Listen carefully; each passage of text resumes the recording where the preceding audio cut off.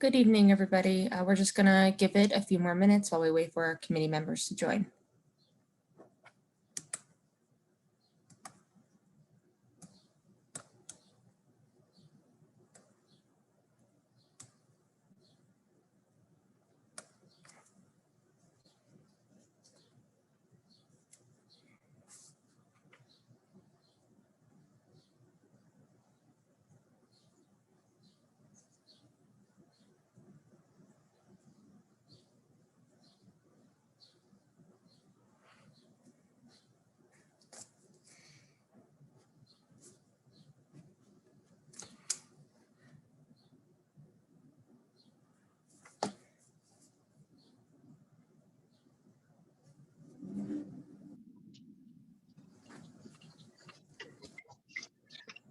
Okay.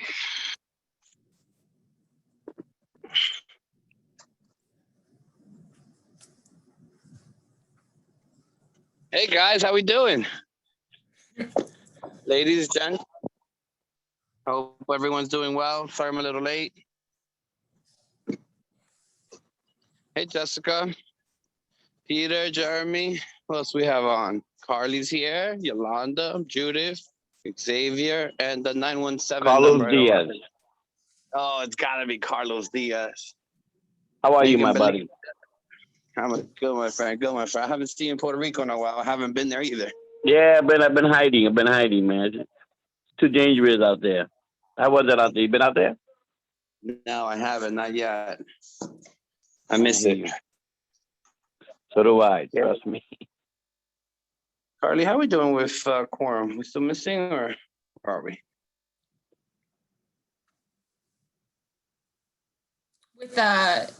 With Carlos, we have officially reached quorum. Yay! Hey, See, Carlos, the one that did it all. you see that? All right. Well, I'd like to welcome everyone to tonight's Public Safety and Transportation Committee. Today is May 4th. It is 6:36, and we will begin our meeting. Thank you all for coming here on this beautiful day. You know, when it's colder, it's easier to attend. Now that it's warmer, you know, people are going to start getting sick on us. I'm sure Jessica's dying to go for a run outside right now. Already went today, Jose. Thank you, though. You see, she beat us to it. I'm grabbing my laptop so I can find the spot where my girls don't find me for a little bit. And we will begin. Ground rules. No one will speak until they're granted the floor. CB11 members, if you have a question about board business or wish to make a motion, please raise your hand through Zoom. And then it explains how to do so. I believe everyone here knows how to raise your hand. What's the next slide, Carly? The chat function should not be used for CB business or questions about agenda topics.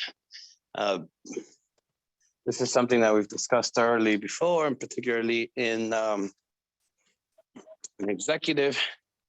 The chat is not registered, so it's not official CB11 business there.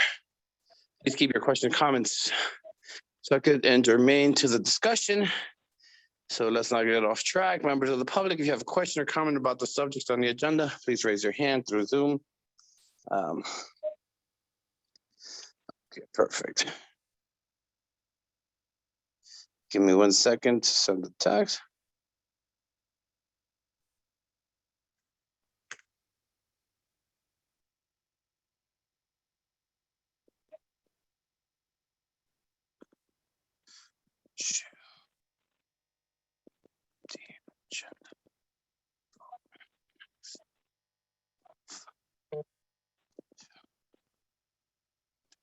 Okay, sorry about that.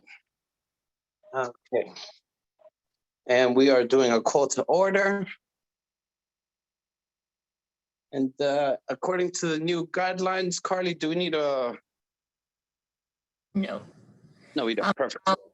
I'll do the roll call, and then we'll do the adoptions of the agenda and minutes by acclamation. Okay. So I'm going to do the roll call now. Altamirano. Present. Brown. Present. Collier, Diaz, Present. Cabrero. Thought I saw her. Judith. It looks like she's here. Yeah, I know, but we have to have her say present for the record. Judith, Feeding her dog. okay. No, I'm not. I'm here. I was Okay, having a thank you. problem. I was having a problem getting on the voice thing. Thank Okay, you. I'm here. Yeah, we got it. Garcia. Mac.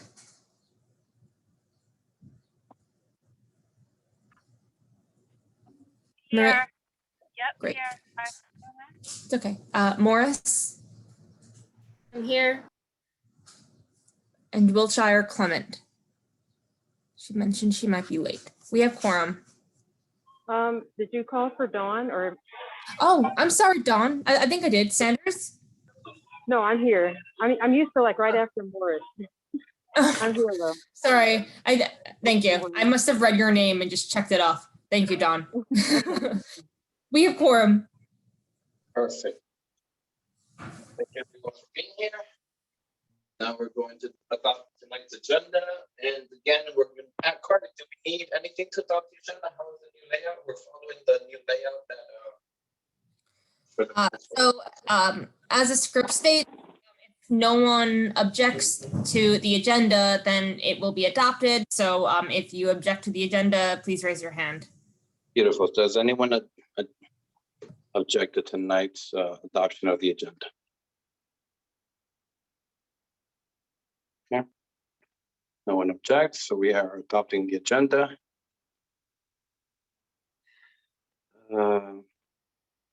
Adopting April's committee minutes. No one objects. Okay. Ta-da. Oh, one more back. We're doing announcements, right? Okay. So following the script, the announcements come first. Our first announcement is next month's meeting will be June 7th. Does anyone have an announcement to make?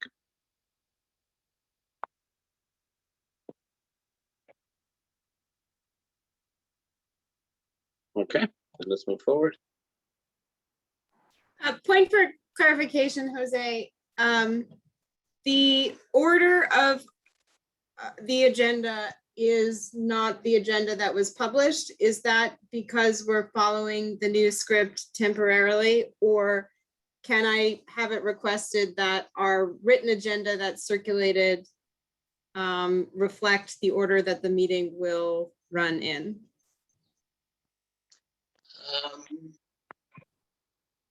Let me see what the difference is.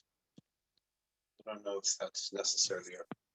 Announcements are at the end, and I know sometimes public members attend to. Right, well, we're share following the announcements. script. So what we'll do for this particular case is we'll have another round of announcements at the end. How's that? That sounds good. Going forward, clarification would be good, though. Yeah, so typically our usual way of doing business is announcements are at the end. I personally prefer it that way, but following the script, announcements are in the beginning. But for the time being, since we're doing a little hybrid of both, so we will do announcements at the end again, just in case anyone's interested. And now we will start with our very own Peter Gibbons from 23rd Precinct. Thank you very much, Jose. Thanks everyone for having me. As always, a pleasure to be here. 23rd Precinct with my crime report. Citywide, we are down 7.2% in crime. The categories that are up are homicides, 16.8%, felony assaults, 3.8%, and GLA, grand larceny auto, 21.4%. All the other categories in the citywide crime index are down. That would be robberies down 15%, burglary down 15%, and grand larceny down 12.6%. In the 23rd Precinct, we are hanging in there. We are down for the year 4.3%. That's 292 major crimes versus 305 last year. However, in the last month, we're up 35.8% in major crime. The categories that are up are felony assault, grand larceny, and grand larceny of auto. And I'm going to break that down for us. Murders, we had none in the last 28-day period, thank God. We had 4 the year before. I do want to mention our last homicide on March 29th, which I detailed last time we held the meeting, was a delivery worker who was murdered in Poor Richard's Playground. We have identified the suspect. We strongly believe that we have the right person, probable cause, the whole 9 yards. The reason I mention it is that we have posted his picture on Twitter and Facebook on the 23rd Precinct's sites for both. It would be appreciated if the public did share that, and the board could also share that with their audience. Again, murder 0 for the last 28 days. Rapes 0 for the last 28 days, 2 in 2020. Robberies down slightly, 10 this year versus 13 last year. No consistent victim profile, no consistent location or MO. Most of the robberies are taking place late at night. Usually it's sort of kind of a mixed bag, but this last 28 days, most of them are taking place very late at night, around the witching hour. There were 2 that were knife point robberies. 4 were what we call strong arm robberies, taking by physical force rather than a weapon, and 2 were related to domestic violence incidents. Felony assault, this is the category where we're way up in the last month, 27 this year versus 13 last year. 13 of those felony assaults were domestic violence related assaults. 3 were fights that involved anything from bats to bleach. 4 were stabbings. Shootings, there were none. So that is a departure from earlier this year, really our first quarter. There were no shootings in April. However, it doesn't fall in the 28-day period, I believe, but there was a very recent shooting on May 2nd. That was at 6 p.m. at about 102nd Street and First Avenue. Individuals, 3 people were shooting. From early indications, they were members of the Washington House's BDS crew, the Broad Day Shooters, shooting at targets at East River. An individual was struck. The investigation is very early. Obviously, that happened on May 2nd. No arrests, but there are individuals that we believe we have identified at this time and we'll be looking for. Shots fired where bullets fly, but no one is actually struck. There were 3 incidences in April. One was on the 17th inside 1405 Park Avenue. There was an apartment that was targeted and someone shot at the door. On the 13th of April at 110th Street and 5th Avenue, at about 3 p.m., we had people that were from the King houses across 5th Avenue in the 28th Precinct coming over to look for people from the LA World crew in Lehman houses. So that's a dangerous development. We have now, we're heading towards sort of the west side, coming over to East Harlem, and we'll pay very close attention to that. And the last incident in April was on the 7th. That was at 112th Street and Park Avenue at 3:30 p.m., 3:30 in the afternoon. And that was LA World, the crew from Lehman houses and the surrounding area, including Carver, targeting the Wooski clan, the Wooski crew, and Johnson houses. And that's a very, very active beef, very active violent beef, resulting in a number of incidences in and around 112 Lexington, 112 Park Avenue. For categories of major crime, burglaries, we are down. We had 6 this last 28-day period versus 10 in 2020.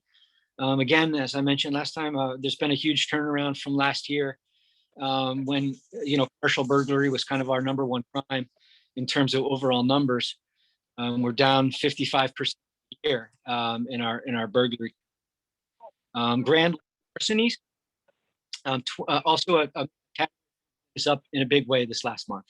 23, this is 9 during the same period of 2020. Charges, accounts and cards, debit cards, credit cards. That's a big part of what we're seeing right now. I mentioned that last month too. So that is in trend. People getting their banks. People who've lost debit and credit cards didn't cancel them right away and then go review their statements. They're seeing unauthorized charges on those. 8 of our 23 grand larcenies or unauthorized charges on accounts and cards. Unattended property, always an issue, but not as big right now as it has been in the past. We've done a lot of outreach about that. 3 incidences. Package theft, only 1 reported. Although I know it continues to be a problem. Please ask people to continue to report that. It's very important that we know and that we bring to justice the people that are doing this over and over again, even though these items get replaced by some of the bigger shippers. Scams are making a little bit of a comeback. We saw Con Edison, 3 incidents on Edison. People on Edison and will cut power if people didn't pay immediately over the phone using cards that you can get at CVS. Grand larceny, e-bikes. We're way down in e-bike larcenies this year. However, there were 5 in the last month. So as it warms up, people are out there, and our delivery personnel have to be vigilant. We continue to do a lot of outreach with our delivery personnel, but that did creep up a little bit. And lastly, grand larceny autos. We are up 6 versus 2 this past month. It's about even for the year, but 3 motorcycles and 3 cars were taken in the last 28-day period. So that is an uptick, something to be aware of. The locations for those, for the most part, the motorcycles were taken from an area around 103rd and 1st, 104th and 2nd, and 102nd, 100th Street and 2nd Avenue. So that sort of pocket saw a 3 larcenies of motorcycles. As far as cars, it was sort of a lot of them were targeted because of opportunity. Keys in the ignition, left running at the curb. One of them, one was a commercial vehicle, a van that someone was obviously looking to buy and to steal and then shop probably. And the locations are spread out, so there's really no consistent MO as far as our cars being stolen. That's the report for the 23rd precinct. If anyone has any questions, we can wait. If Aaron is present on the call, he can do his report. If not, you can ask me questions right away.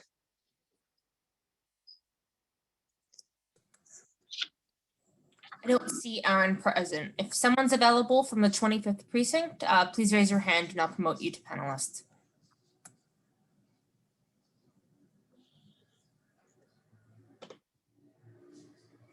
Okay, he's not here. Yeah, the 25th precinct, just so if anyone is curious, is down for the year. They're doing very well, 13.2%. This is just based on the CompStat numbers. Okay, so I unfortunately don't have any detail. I just thought at least I'll give you this while I'm looking at it. I might as well. And in the 28-day period was only up 1.4% in major crime for the last month. So it appears the 25th precinct, and there's no category that really stands out like something went through the roof or anything like that. They are having a problem with GLAs, grand larceny autos, for the year, but they're about even for the last month. Is there a particular location that is causing incidents? I can't tell from what I'm looking at, Jose, for the GLAs in the 25th precinct. I don't know. I'd have to follow up with Aaron for that. And then the 23rd? In the 23rd precinct, for cars, there were 3 incidences in the last month, and it was spread out: 115th and Park, 96 and Lex, and 99 and 3rd. But for motorcycles, it does seem a little bit more focused around the 103rd and 1st, 104th and 2nd, 100th and 2nd. Not directly on the corners. Each of those incidences occurred a little bit in.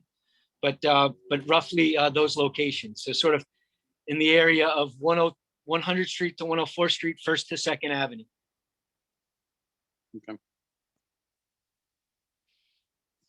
Does anyone from the committee have any questions for Officer Gibbons?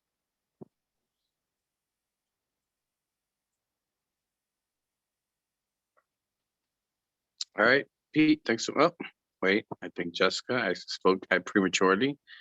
Jessica Moore is she, her, is that, you were raising your hand or stretching? Good question, Jose. It'd be a shame to not ask a question. I think May is officially spring, but summer is right around the corner. Are you at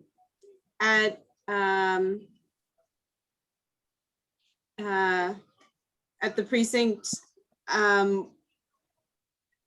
doing any work to be proactive about what we know is a hot season that is up ahead? It's better to ask before it starts.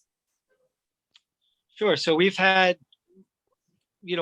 foot posts at shooting locations that we feel may be shooting prone or have been shooting prone or gang prone.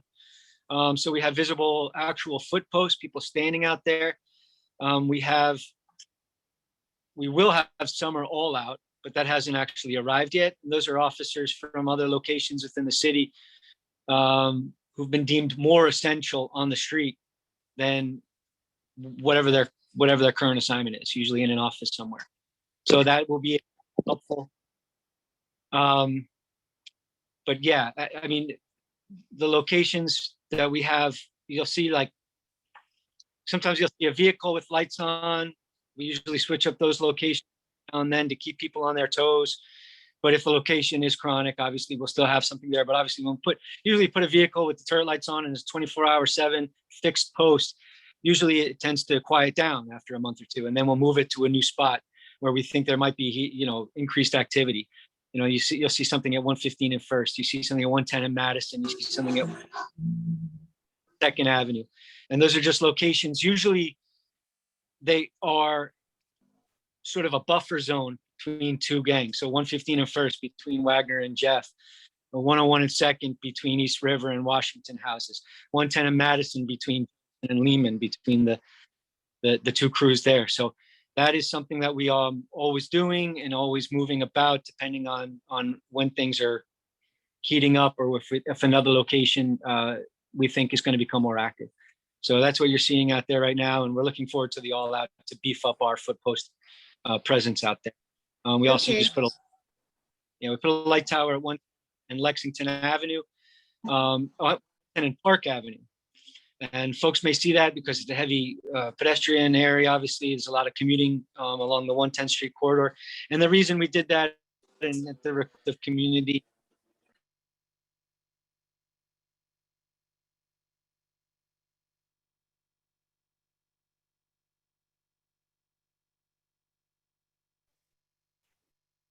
Officer Gibbons, I think you might have cut out there. Don't want to interrupt, but I was about to ask a question. I was like, is it me or is it? Pete, I think we have some connection issues. I've got a follow up if we get Officer Gibbons back, but if not, it's not a burning question and we can save it till June.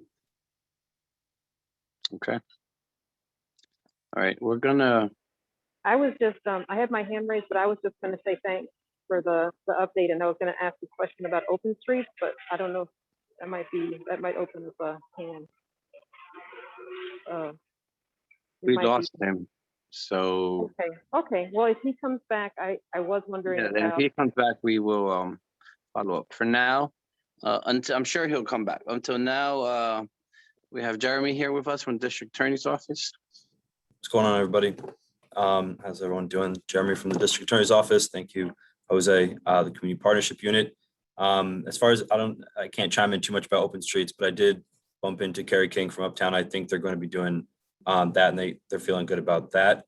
I don't know the details, but as far as our team, there are some upcoming things. I think I mentioned it at last month's meeting, but our Saturday Night Lights group through the Boys Club is open. It's reopening for East Harlem. I know the contract's going to be running for at least another year, so that's positive. That's basketball and soccer programming Friday and Saturday nights for youth. It's free. I can put the details of that in the chat. Real quick, there's been a lot of things going on. I know Officer Gibbons mentioned the uptick in domestic violence. We were able to do a domestic violence presentation last week. with the 2-3 precinct community council, and very willing to bring in another ADA and some staff from our witness aid service unit to talk about services for anyone that's either a survivor, victim, be it domestic violence or something else. Just putting that information out there and being able to talk to someone confidentially is really important. Whether it's working with our office, if it's an open case or referring you to someone else, I think it's a good avenue. So I'm gonna type this up as well. Recently, I was just given a flyer for Youth Against Hate Crime poster. It was a contest for middle school, so grades 6 to 8. I'm gonna put that flyer up, but it's for youth. It's gonna be awarded. There's gonna be 2 different awards. It's gonna be $1,000 to a student in Northern Manhattan and one in Southern Manhattan. I think it's a good opportunity.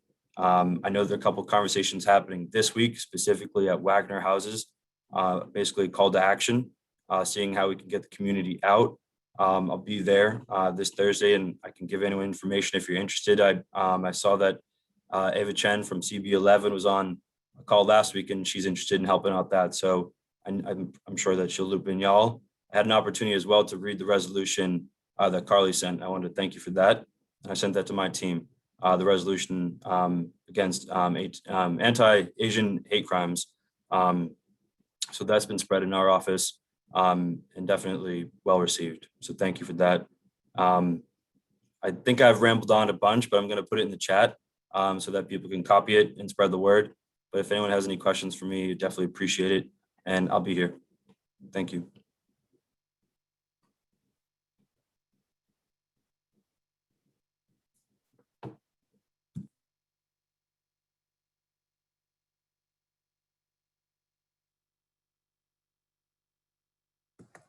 Jose, you're on mute. Okay, so that just happened. Thanks, Jeremy. Appreciate it.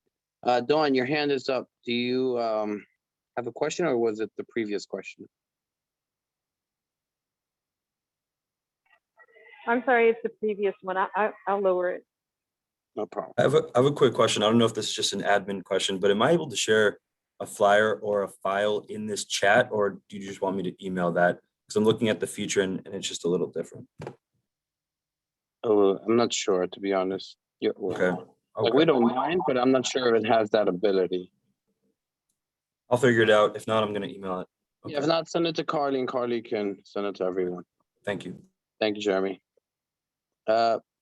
Pete, before you left, we lost you. I think Jessica had a follow-up question, and then Dawn also has a question. We did lose you, sorry. So the follow-up question, it's just a general question, and I'm not sure, Officer Gibbons, I need an answer this month, but I think the question about reform and sort of shifting practices of the work that you do is something that I think we want to continue to hear about. So as you and your team do that work and think about it and respond to what's being asked of you in a year later and beyond, in addition to hearing about our crime stats, if there are any reflections that you have on how your work is changing in response to some of those, societal challenges and changes, we would like to hear about that. And it's an editorial question and response from you, but I think you know better than we do about, the work that your team members are trying to respond to doing better. So I don't think there's an answer right now, but maybe, as something that you bring to the meeting each month, a reflection on if there are any aspects of progress in that respect. I think there would be open ears to hearing about that and better understanding how you all are continuing to do that work as we continue to appreciate the work that you do, but also challenge it to be in service to as many community members as possible. Okay, thanks for the invitation. That topic, I will definitely, it deserves it deserves, my a thought, and I will definitely speak on it at the next meeting. I appreciate you asking about that. Thank you. Dawn, you had a question for Pete? Yes, hello. I was wondering about the open streets. I was listening to what you said about issues between 100 and 104. And I just also noticed that the open streets have been delayed significantly. Do you have any concerns about the open streets or the delays in open streets, where they're located, whether they're located in areas that are experiencing like an increase in crime?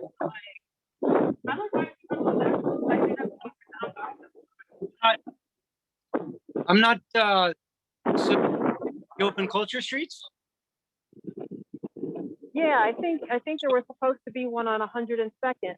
There's one on 115th, and those seem to be two hot areas that I'm concerned about, because I walk along there, but just wondering what your thoughts are. Well,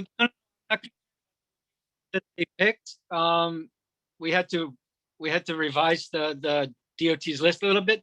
But as far as the open culture streets go, 102 is not one of them.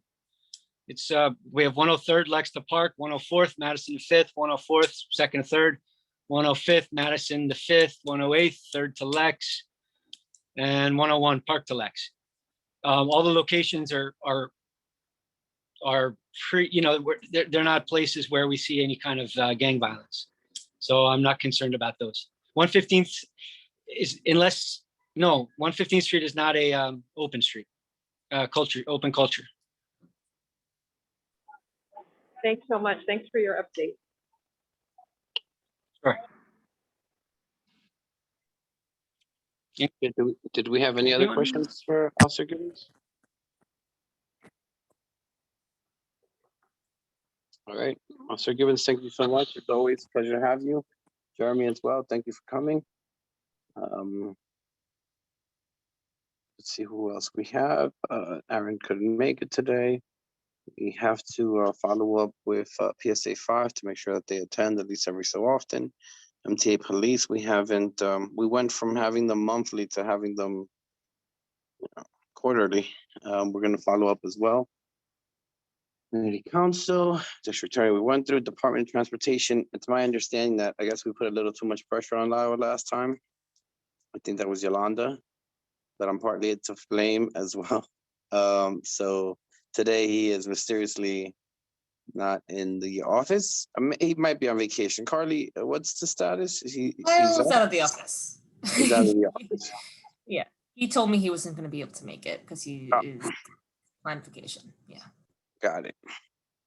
We're going to continue to push the city agencies that we work with in particular to make sure that they are giving us the participation necessary and not bringing formal plans already, which is a situation that's happening with 117th and Pleasant Avenue.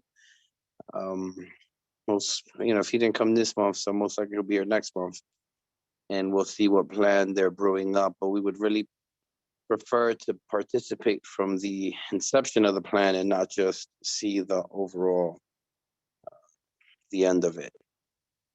Okay, so we're gonna move forward from updates. We have a hand raised from Marissa Mack. Marissa, go ahead. Hi, Jose.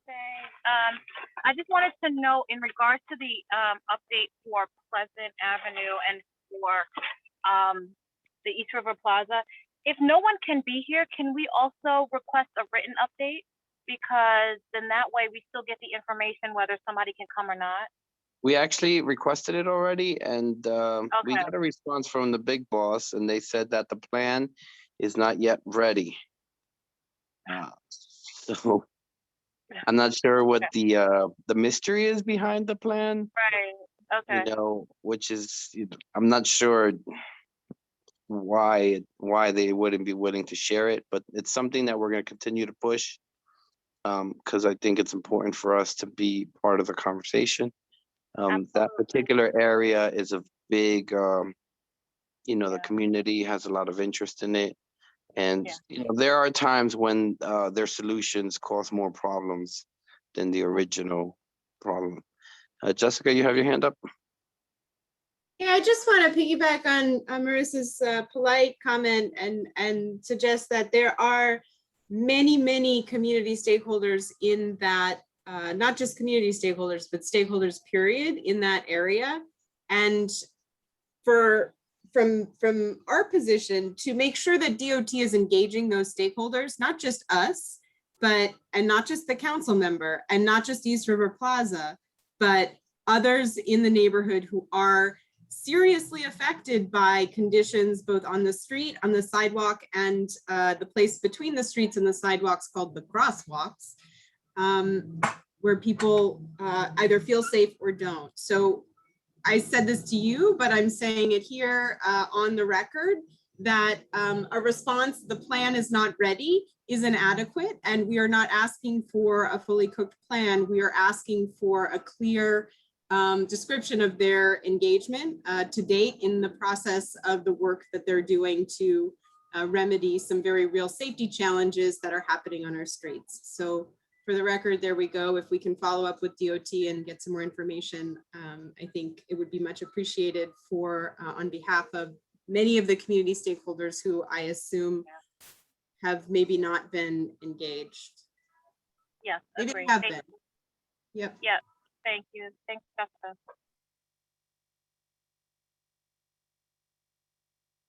I love it when we give Lau a hard time. I love it when we give DOT a hard time. That's why I brought it up, because I knew they were cooking that up. I overheard it when Diana came. And then I was like, well, that's interesting. They're making a plan for 117th and Pleasant. I was like, has anyone heard about this plan? And then I put Lau on the spot the following month. And look, but we're going to continue doing this because they should be inclusive of us and the community should know what they're planning. So we're going to reach out again and continue bothering the DOT, which is quite enjoyable. All right, let's move on. We have a hand raised from the public. I'm not sure if, I don't even see it. I can't. You're going to have to let me know. okay, that's fine. Karen Azuna. I'm sorry if I said your name wrong. Feel free to correct me. No, you were as close as you could possibly get. I wasn't sure if we were on DOT because I just happened to hear some of it. I have a concern. I'm really north in this district. So warm weather brings the people who think that they're on Fast and Furious when it comes to the red light coming off of the Madison Avenue Bridge onto Fifth Avenue, and then the red light for people getting onto the Hudson River entrance. I know that those two traffic lights have been changed multiple times, but the danger becomes once it gets dark. People run both of those lights constantly. And I was just wondering, what are any possible protocols, or who do I need to kind of get riled up to possibly have that changed to a red turning light or something? Because it's without fail every summer. And I've lived in the neighborhood maybe 10 years, and it just gets exponentially worse.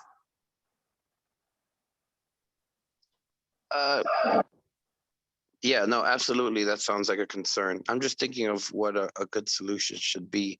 I know that DOT, I'm not sure if it's DOT or NYPD, has had some success with speed cameras and red light cameras throughout the city. I've seen quite a few of them. I haven't seen any in our community, but for instance, to get into it on the Bruckner Boulevard, going toward the 3rd Avenue Bridge, they have a speed camera. Mm-hmm. And I've noticed ever since they installed that, people, are very cautious on how fast they go there. Because there's a very apparent, even at night, there's a very apparent flash that goes on. Right. Yeah. May I chime in? Sure. Sure. Okay, Karen, so, we've actually received a complaint, a couple of complaints about that specific location and that specific issue, and we forward them to DOT. If you can reach out to the office, I will drop my email in the chat. Okay. the office number. If you can reach out to us, we can work to resolve it with you. Okay, thank you so much. Thank you, Karen.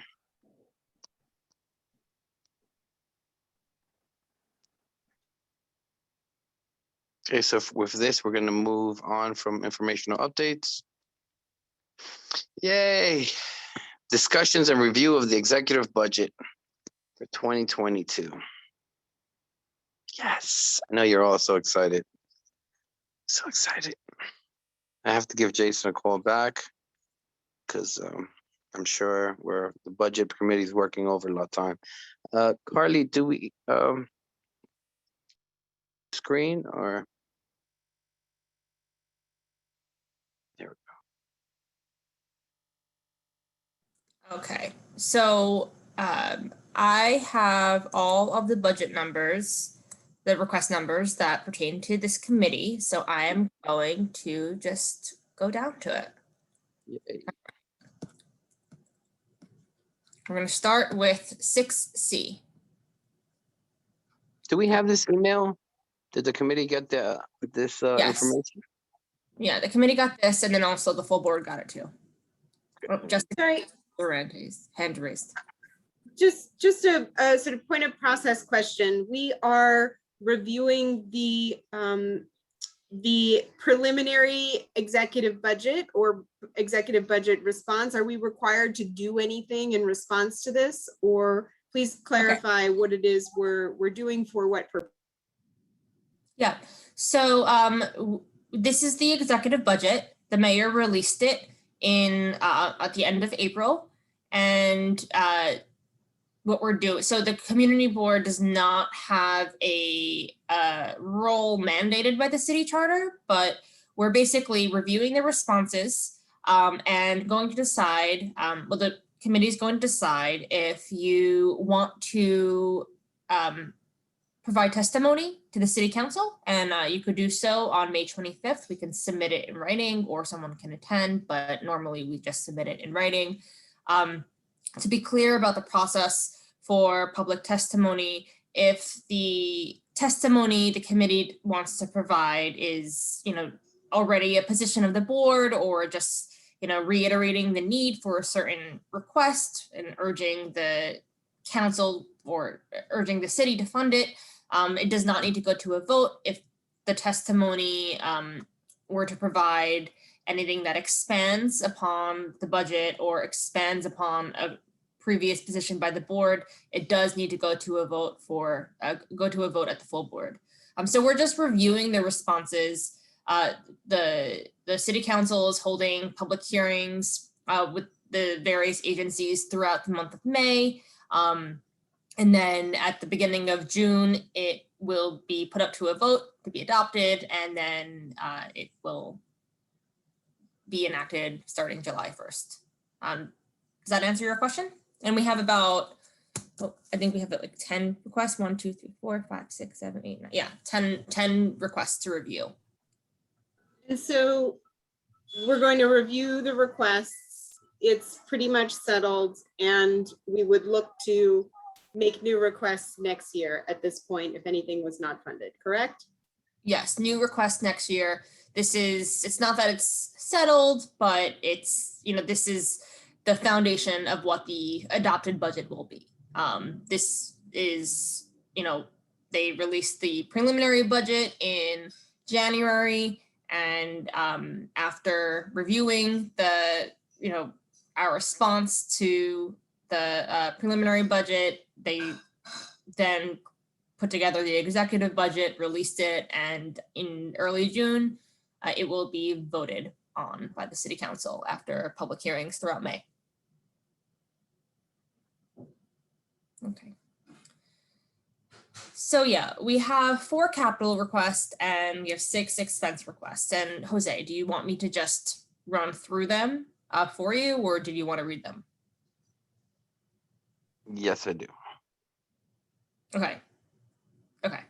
All right. So all of the requests to the Transit Authority have this same response, and they have the same response, every budget, every year, because it's a state agency. And it just tells us, so this first capital request is about the funding for phase 2 of the 2nd Avenue subway. The Transit Authority just gave us a number. I spoke to Angel about this, and he said that this request is it's funded. This phase 2 of the 2nd Avenue subway is funded. So, But it's still good to leave it there, right? that's. I'm not sure. It depends on. I mean, it's funded, so Jessica has her hand raised. If it's funded, would it make sense to consider requests that may be in the pipeline relative to that funded request? I think, we want to be judicious in what we're asking for. So asking for something that's funded. Well, it just became funded, and I don't believe they started doing anything as of yet. And seeing how this is like a major project for our community. Because we're not removing anything. What we can do here is comment. Is that correct, Carly? Yeah, so we're not removing anything. It is good to consider, well, because fiscal year 23, we're going to be preparing for that very shortly. So it's good to keep that in mind. But we're not removing anything here. Where you're just deciding as a committee whether or not you want to provide testimony. Right. Okay, perfect. So then, is everyone clear on that? Beautiful. Okay, so let's, if no one objects, I think we should move on from this one because there's currently funding for it. So there's not much to really say in the matter for now. But you never know because funding could disappear and then we'll have to fight it because it's definitely something that we want because it'll connect the Q line to 125th Street. So what's our Jose, just to follow up, the reason I asked, every time we go through these budget items, I know that I'm making a mental note to start to consider what might be good asks next. And so, I don't think it's a question of take it or leave it, but you are absolutely right. Then what? What are those residual, what other sorts of questions, what other things do we start to ask that will plug into and support this transformational infrastructure project in our district? Absolutely.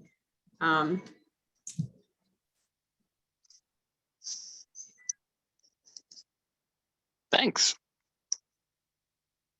Okay, Carly, what's our next one? 8C. This is a request to make our subways, specifically the 110th and 116th Street stations, accessible. I do know that 110th Street has been slated for accessibility improvements. Yeah, because 110th is currently up for construction, I believe, since they already did 103. They're going with 110th next.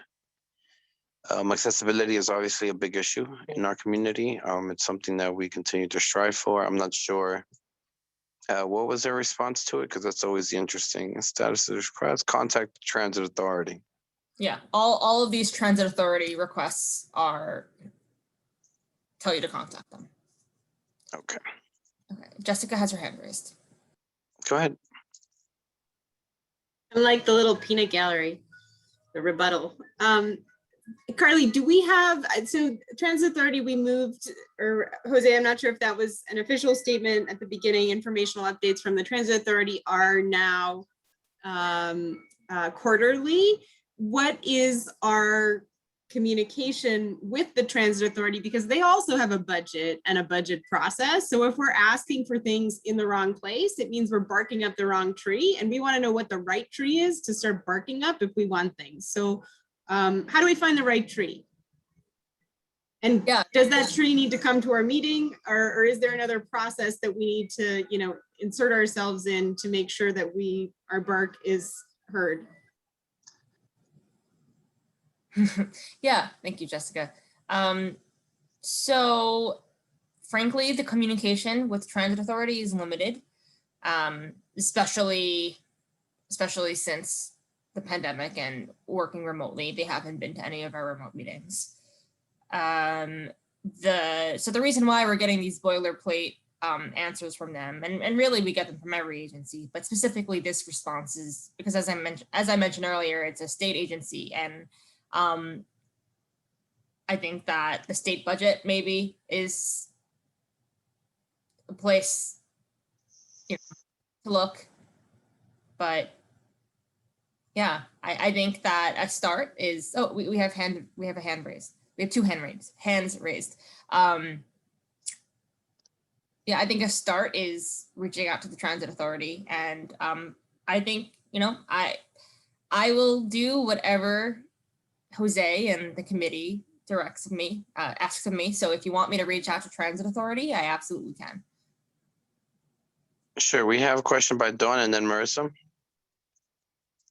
Yes, you know, I was thinking now that the Second Avenue subway is approved, they need to go ahead and get a Hector. I think Hector was our person last time. He was in the community, able to answer questions. Like, they need to make the investment in having that engagement person on hand. So I think if we reach out to them, we should ask them, are you not planning to have, you know, another Hector, which I forget his last name.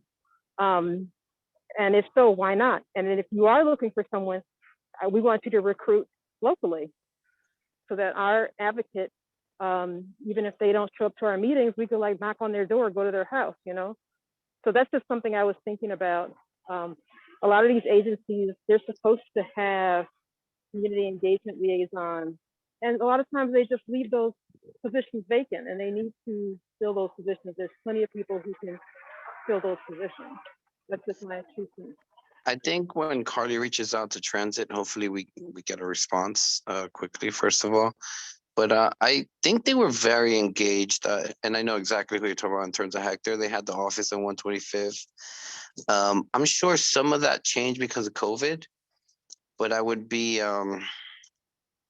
be really surprised if they didn't continue that outreach, because they did a really good job with us even before it was funded. They learned significantly with what happened on the Upper East Side in terms of the businesses and everything else. But it's definitely it's a great point, and it's something that we'll bring up to transit when we do reach out, and hopefully we can get them to attend our meeting. But I think, you know, a lot of the state and city offices are, you know, kind of like, I don't want to say anything, but you know, a lot of them, I've been trying to reach out consistently for other things, and they're always saying, oh, the pandemic, but to my understanding, most people are still considerably working. So I'm not sure why they're working from home, why they're consistently blaming the pandemic, but it's definitely something to look out for. Dawn, thank you. Marissa? Yes, hi, and thank you for taking us actually into that conversation. So MTA is supposed to, I think they attended land use, if I'm not mistaken, and they're supposed to attend Echo Dev later this month. And so I think part of that conversation will be, you know, addressing having a community liaison, and then also talking about the budget, what's coming up, and how it's going to impact you know, businesses from an economic side. So the contact that we have definitely and happy to send over. But I think if we can get them and we can, you know, engage with them in some way, we should just, you know, connect and move forward with that. So there is some hope in terms of getting some direct information. I think it's just a matter of just following up. So happy to share the information that Angel has provided for the contact over there. Oh, thank you so much, Marissa. Luckily, we have Marissa, who's also chair of ECHO, so she can give us the information. Means we have the best spy in ECHO.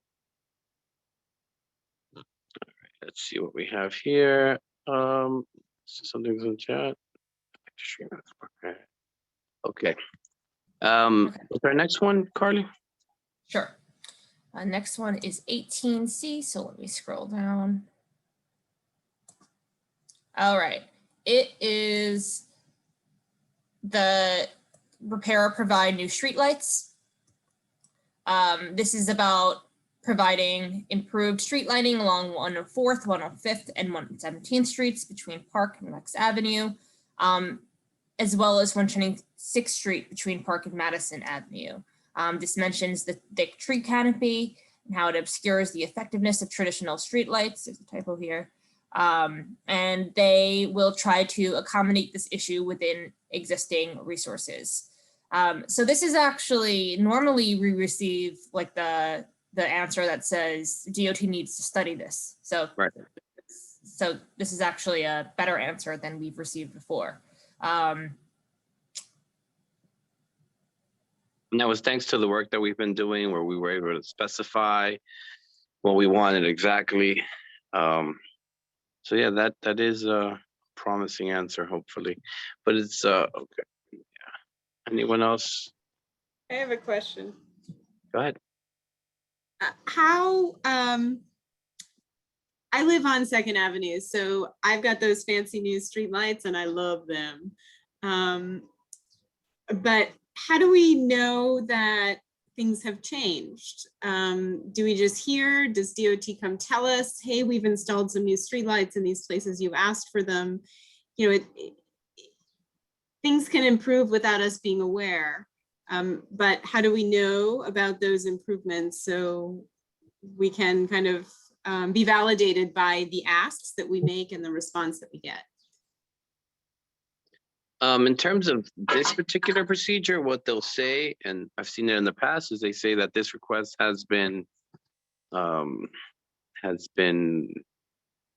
forget the language, but basically saying it's been done. If there's anything they like to do is take credit for when they do something right. So they will definitely, you'll see Lyle come in here like, hey, for instance, when we got the street lighting lowered on Madison Avenue for Marcus Garvey, you know, he was really happy to come in and say, hey, by the way, like this is what we did. And so it's a combination of both. When they do a response and something has been already approved and the construction's already done, they tend to put it in the language. But if not, you know, I guess we'll be vigilant. Yeah, and I could also elaborate too. Thank you, Jose. So when it comes to like other street improvements, like the curb, like the sidewalk improvements, or street curb improvements, or street milling, they will send us an email. I'm not sure that I have been here in the time, like I haven't received any notifications about switching a street light. So I'm not sure if that means that they haven't switched any since I've been here, or if that's not something they normally notify. But each year we have our district budget consultations, and we review our budget requests with the agencies, and they'll tell us specifically if it's been replaced. But I think that your question is a good one, whether or not they actually will send an update when a streetlight has been switched out in our district. That I'm not sure about. I mean, I've requested streetlights be repaired when they've been out and they've been fixed, which is pretty remarkable. But, you know, we're not tracking this with a 311 complaint, or there's no kind of direct report for our requests, other than it sounds like the consultation that you, I can imagine that's a pretty long meeting, but good. So we'll find out if they do what we've asked them to do within their quote existing resources.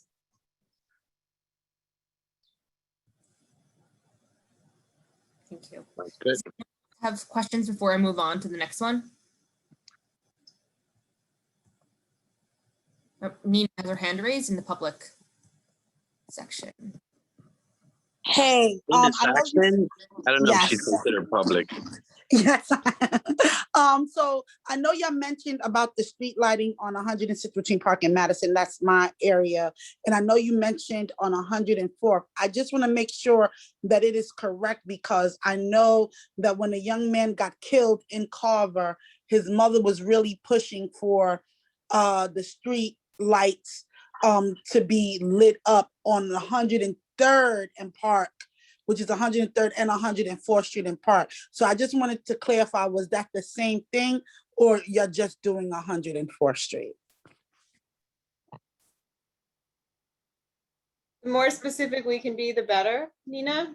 Yeah, it should be 103rd because 103rd is that crosswalk path through Carver houses, and that was the pathway when the shootings were taking place. And I know that was a very big problem, and I know that the mom was very adamant of pushing for that to happen. Jose, if I might, just one point of follow-up. Nina, if you're on the line, I think we're doing a little bit of outreach to better understand where some of these needs are specifically so that we can make bigger, more specific asks in future statement of district needs requests. So yeah, because it's a housing development. So so the 106th Street between Park and Madison, that's the ending of Carver houses, and on 103rd, on 104th and Park, that's considered like the middle of Carver houses because Carver is from 99th Street to 106. So maybe that's why it's like a little bit confusing. mm-hmm. On the west side of Park, 103rd, 104th, west side of Park. That's a good question. I don't know if that's, yes, it is the west side of Park. Yes. Yeah, it's the west side of Park. Yes, yes. All of Carver is on the west side of Park. Yeah, and that was one of the major issues why we have to have police over there because there's no lighting. But we're talking about the lighting because it's not because 103rd ends at Park Avenue going south, right? So you're talking about the underpass underneath, Yes. but that technically belongs to Metro North. Well, they're saying that it doesn't. I would no, because when the we've way that we've gotten those lights before, because we fought hard on the lights and on the icicles, if you remember, because icicles. Yes, I remember that. It looked like something out of a horror film there. Yes. And if I'm not mistaken, I think that, but you know what? We're gonna follow up on that, Nina. Yeah, please do because that death was a very crazy death. We're still dealing with that and trying to find peace with that and trying to protect everybody over there. But just as a suggestion, I'll leave this at this. Maybe there should be a project of the committee, somebody from the committee that can look about the street lightings around the housing development where it has the dense areas like the ones that's on Park Avenue and stuff like that to see if those are, and to see if the community wants to have lighting there. But I know that is a very big problem.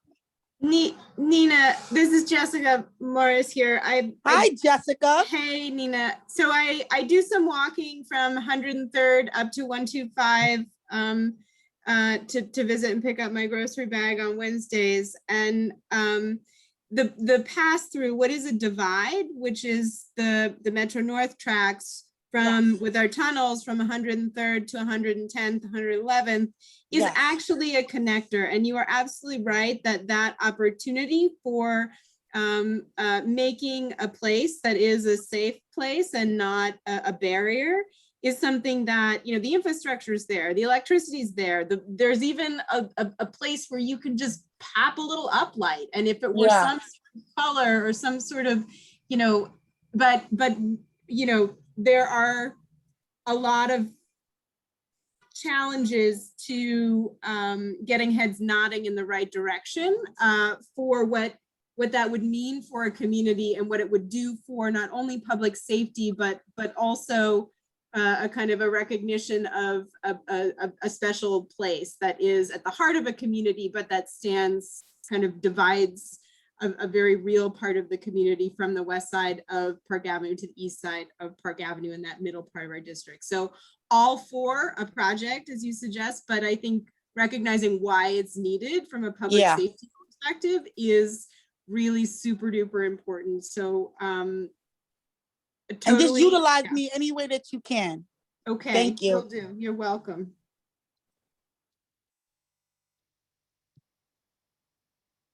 All right, we're gonna move on to the next one, Carly. Jessica, do you still have your hand up or? Okay, got it. You might as well leave it up. I'm sure you'll have a question. The lazy hand, sorry. It's fine. Okay. This next one was a request to the fire department. Provide additional funding for a fire safety education unit to service the neighborhood. The FDNY Foundation provides funds to assist the department in meeting these needs. If no one minds, we can move forward. They typically get this funding and they request us to leave it there because it's a yearly thing. I think it's obviously very important. I think it's a truck that goes around, but any kind of education in terms of this, I think it's important for the community. I don't know if anyone feels this.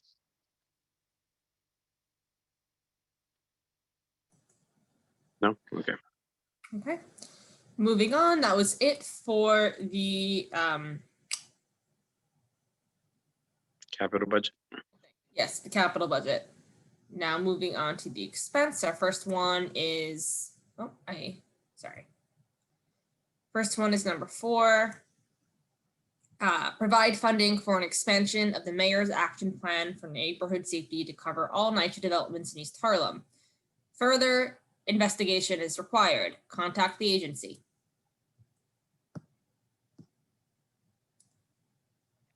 So they're not requesting funding. They're just saying contact the agency.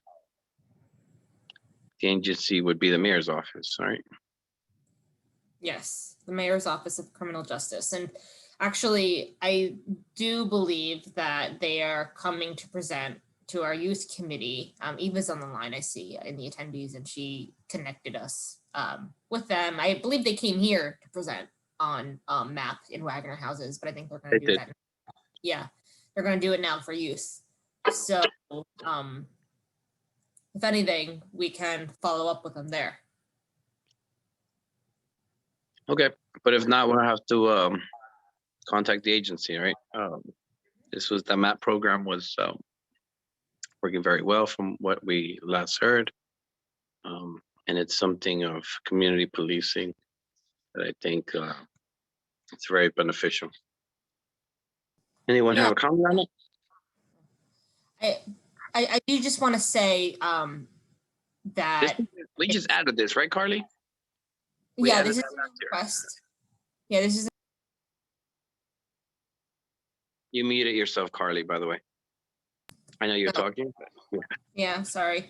I'm a little tired today.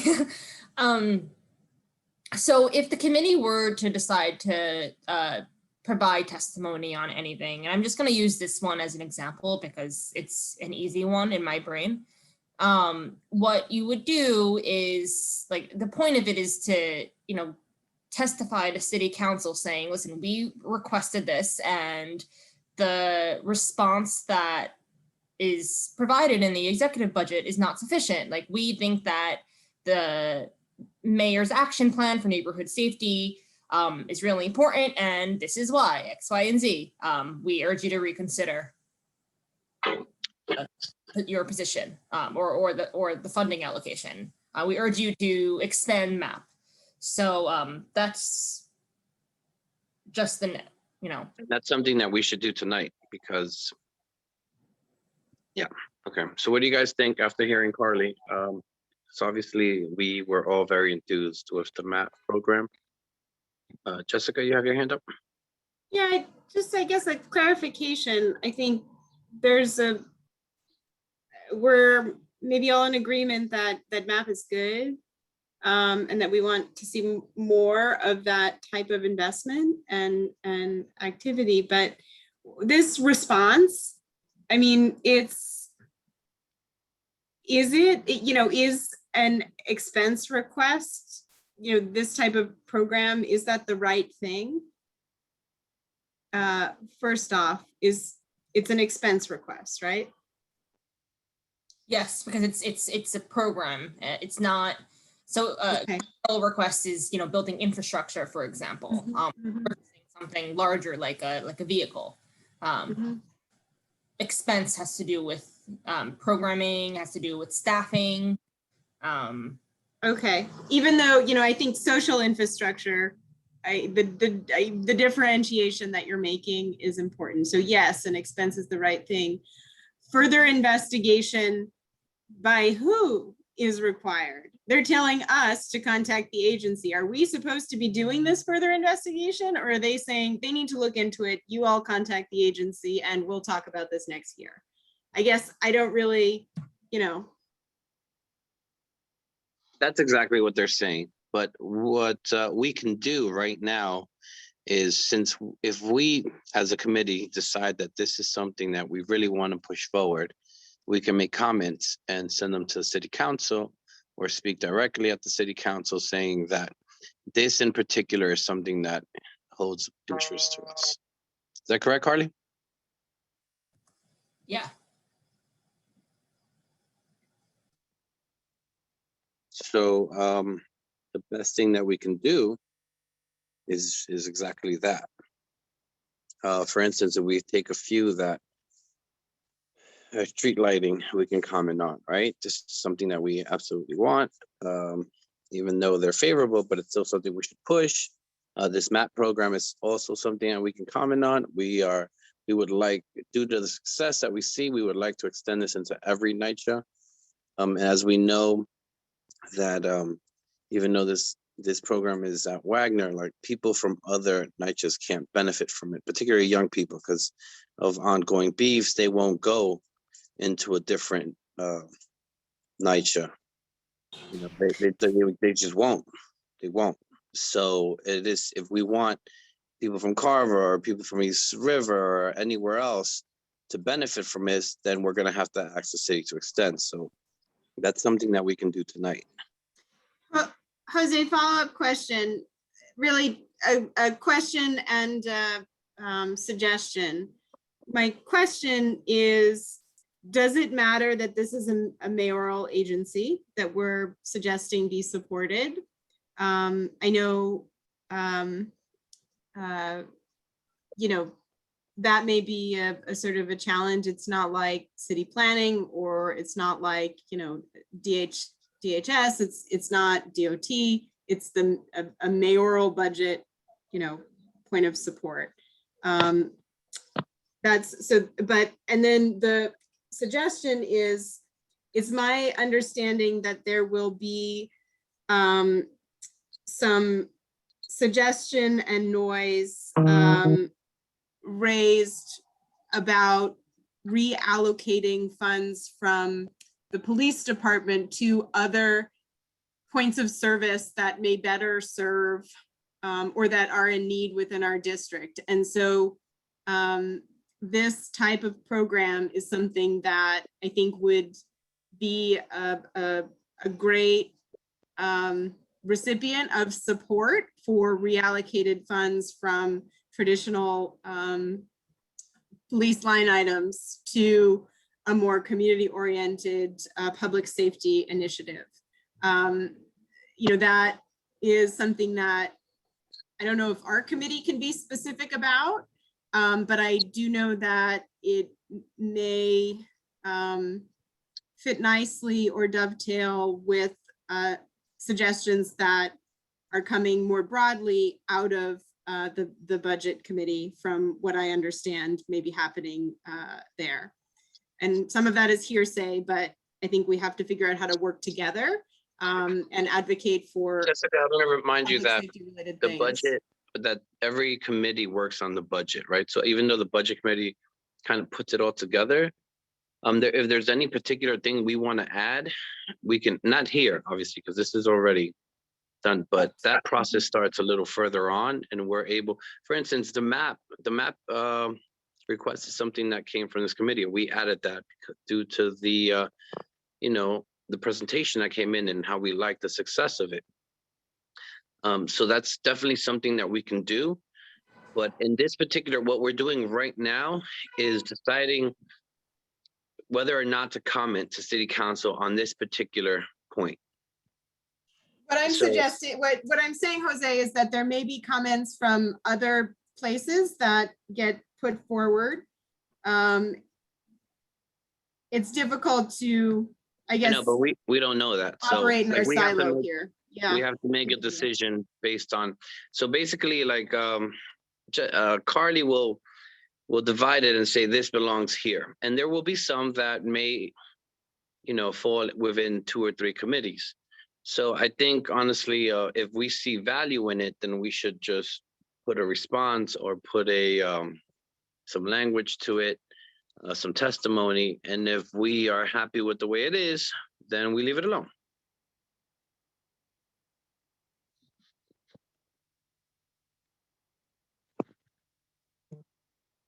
Xavier has a hand up. Thank you, Jose. Real quick, as I sit on the budget committee and I've been through this process for many, many years. Anything that you're earmarking to put in for 2023's request, please make note of it. That process will start over the summer. With this particular issue and commentary, and as it extends to testimony, it has to be an official position of the board. So either referencing the document, the statement of district needs, or the budget request, or any of those references that support our request, and that it must extend to that. Anything that extrapolates, expands upon, or infers has to go through the right channels and be voted on officially at the board. So I think at this point, it's whether or not you want to make a comment on it. If it doesn't have to require a comment. There have been times I've had to give testimony as a board member and then register a second time to give testimony as an individual. But at this point in time, I think that just going through and determining what needs to give testimony, whether written or live during the committee hearings, the council members will take it under consideration. So that's really where that is. And we don't need to really overcomplicate it too much. And again, if there is overlap between those committees that may have shared interest, then that other committee will have to raise it. And then it will all be compiled at executive and then budget. Thank you. Sorry, just to clarify, Xavier, our collective testimony on the budget will be compiled somewhere or reconciled somewhere. Is that what you just suggested? Every committee should be submitting what they would like to testify on, if they're going to send it as a written testimony or as someone will show up on behalf of that particular committee to testify. Any deviation from that that has not been board approved is not permitted. That's not what we should be doing. And it must be a position of the board. So as for compiling it, the budget committee, and when we have our executive committee on the agenda, we'll review which committees have given comment. That's it. So, and it will all be, but otherwise these documents live on. Thank you, Xavier. Okay, I think so we should comment on this. I think this is something that matters, that we should put forward some sort of position or statement on. I agree. So what we're gonna do is so far, we have street lighting, we want to comment on, the map that we want to comment on, and let's keep going forward to see if we're gonna comment on anything else, and then we can go back and put the language together. Carly, how's that sound?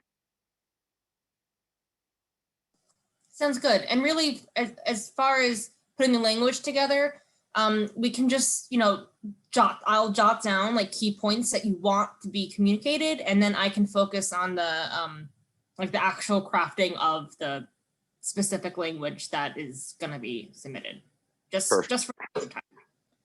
Sounds good. Moving forward to 18E. Wow, sorry, my mouse is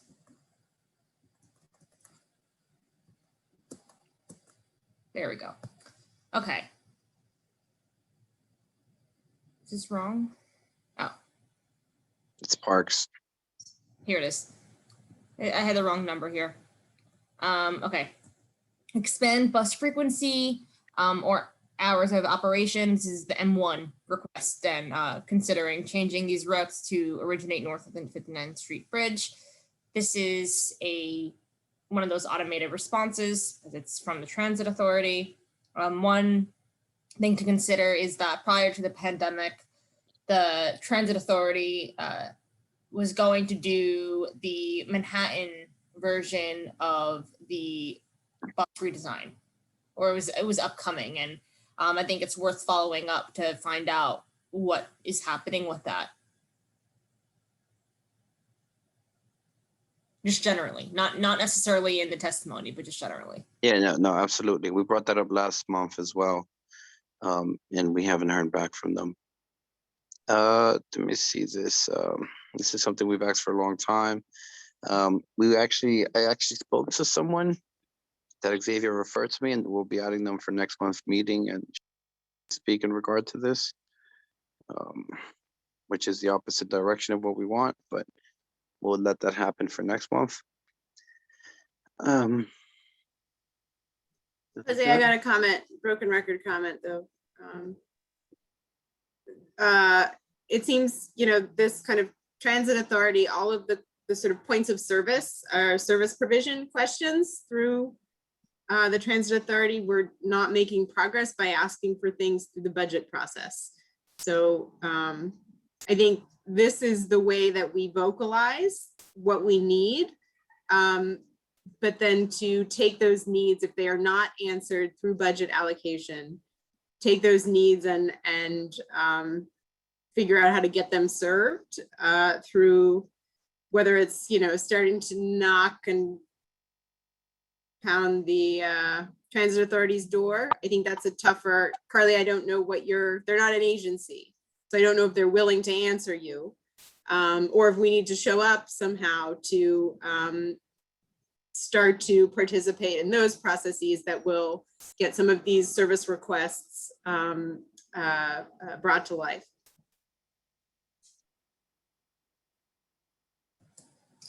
Yeah, I agree that it's good to have a written record of, we requested this for X amount of years, but these requesting funding from Transit Authority through the budget process doesn't seem to be effective, and it makes sense because they're not a city agency.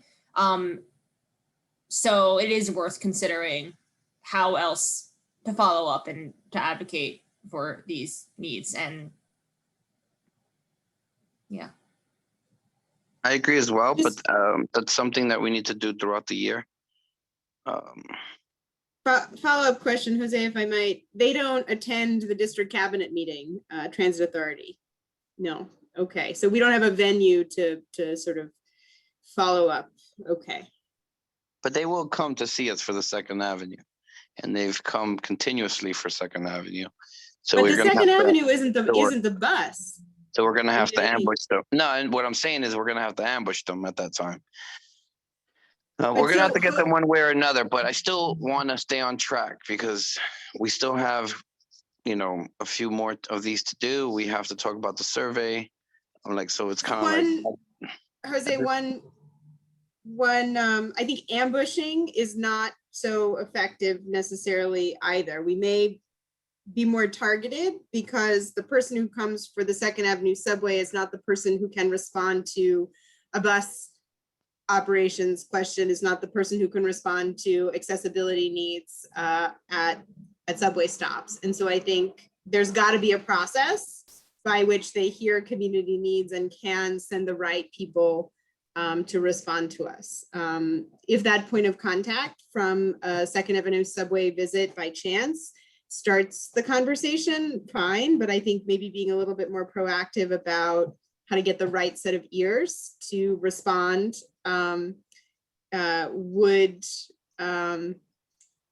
it's like playing nice as opposed to ambushing. Not that ambushing isn't nice, it's just a different tactic. No, I don't disagree with you. It's just I've done this for a very long time, and you don't always get the right person, and a lot of the times, particularly from the state, they're able to circumvent a lot of our questions. Doesn't mean we stop trying, because eventually we do get what we request, but the process is a lot longer than just like, let's get into someone's ear and they'll fix it. Like it's been, the things that we've accomplished take sometimes years and years, but I'm absolutely for continuously to reach out, particularly when the city and state open full, because right now everyone is literally like blaming COVID for their lack of availability, which is really convenient. But here's a community board, right? And we're obviously still doing this and not even getting paid for it. So I don't see why they're telling us that they couldn't be available. So I agree, and we're going to continue working on it. But I'd like to move forward at this point because we have a few more things, and then we have to talk about which ones we're going to comment on. So far, we have two. But if we want to comment on more, then we'll comment on more. Carly, what's the next? Yeah, I pulled up the next one. Okay. The next one is we request that they conduct a traffic or parking study at our key intersections, including 125th and 116th Street, 2nd Avenue at 110th and 11th Streets, 106th Street from Park Ave to First Ave, and a complete street along 2nd Avenue from 96th Street to 128th Street. Considering both traffic and parking with the goal of improving pedestrian safety and easing congestion. And they will try to accommodate this request within the existing resources. We have hands raised. We have Xavier and Don. Go ahead, Don, then Xavier. So I apologize because I didn't look at the next page. Does this supersede the parking passes, or that's a separate item? That's a separate item.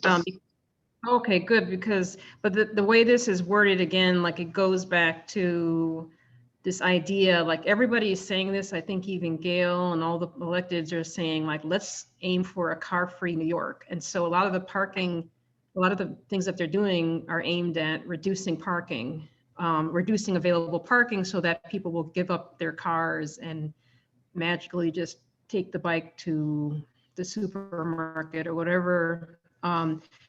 So I just wonder, do they have an official stand on this? Because one of the issues I saw with the parking studies is that people who live in this community shouldn't have to choose between a bike and a car if they have, special needs. And the city seems to feel otherwise, that you should, the more cars that are given up, the better off everybody will be. And so, I have a like problem with that I don't hide well.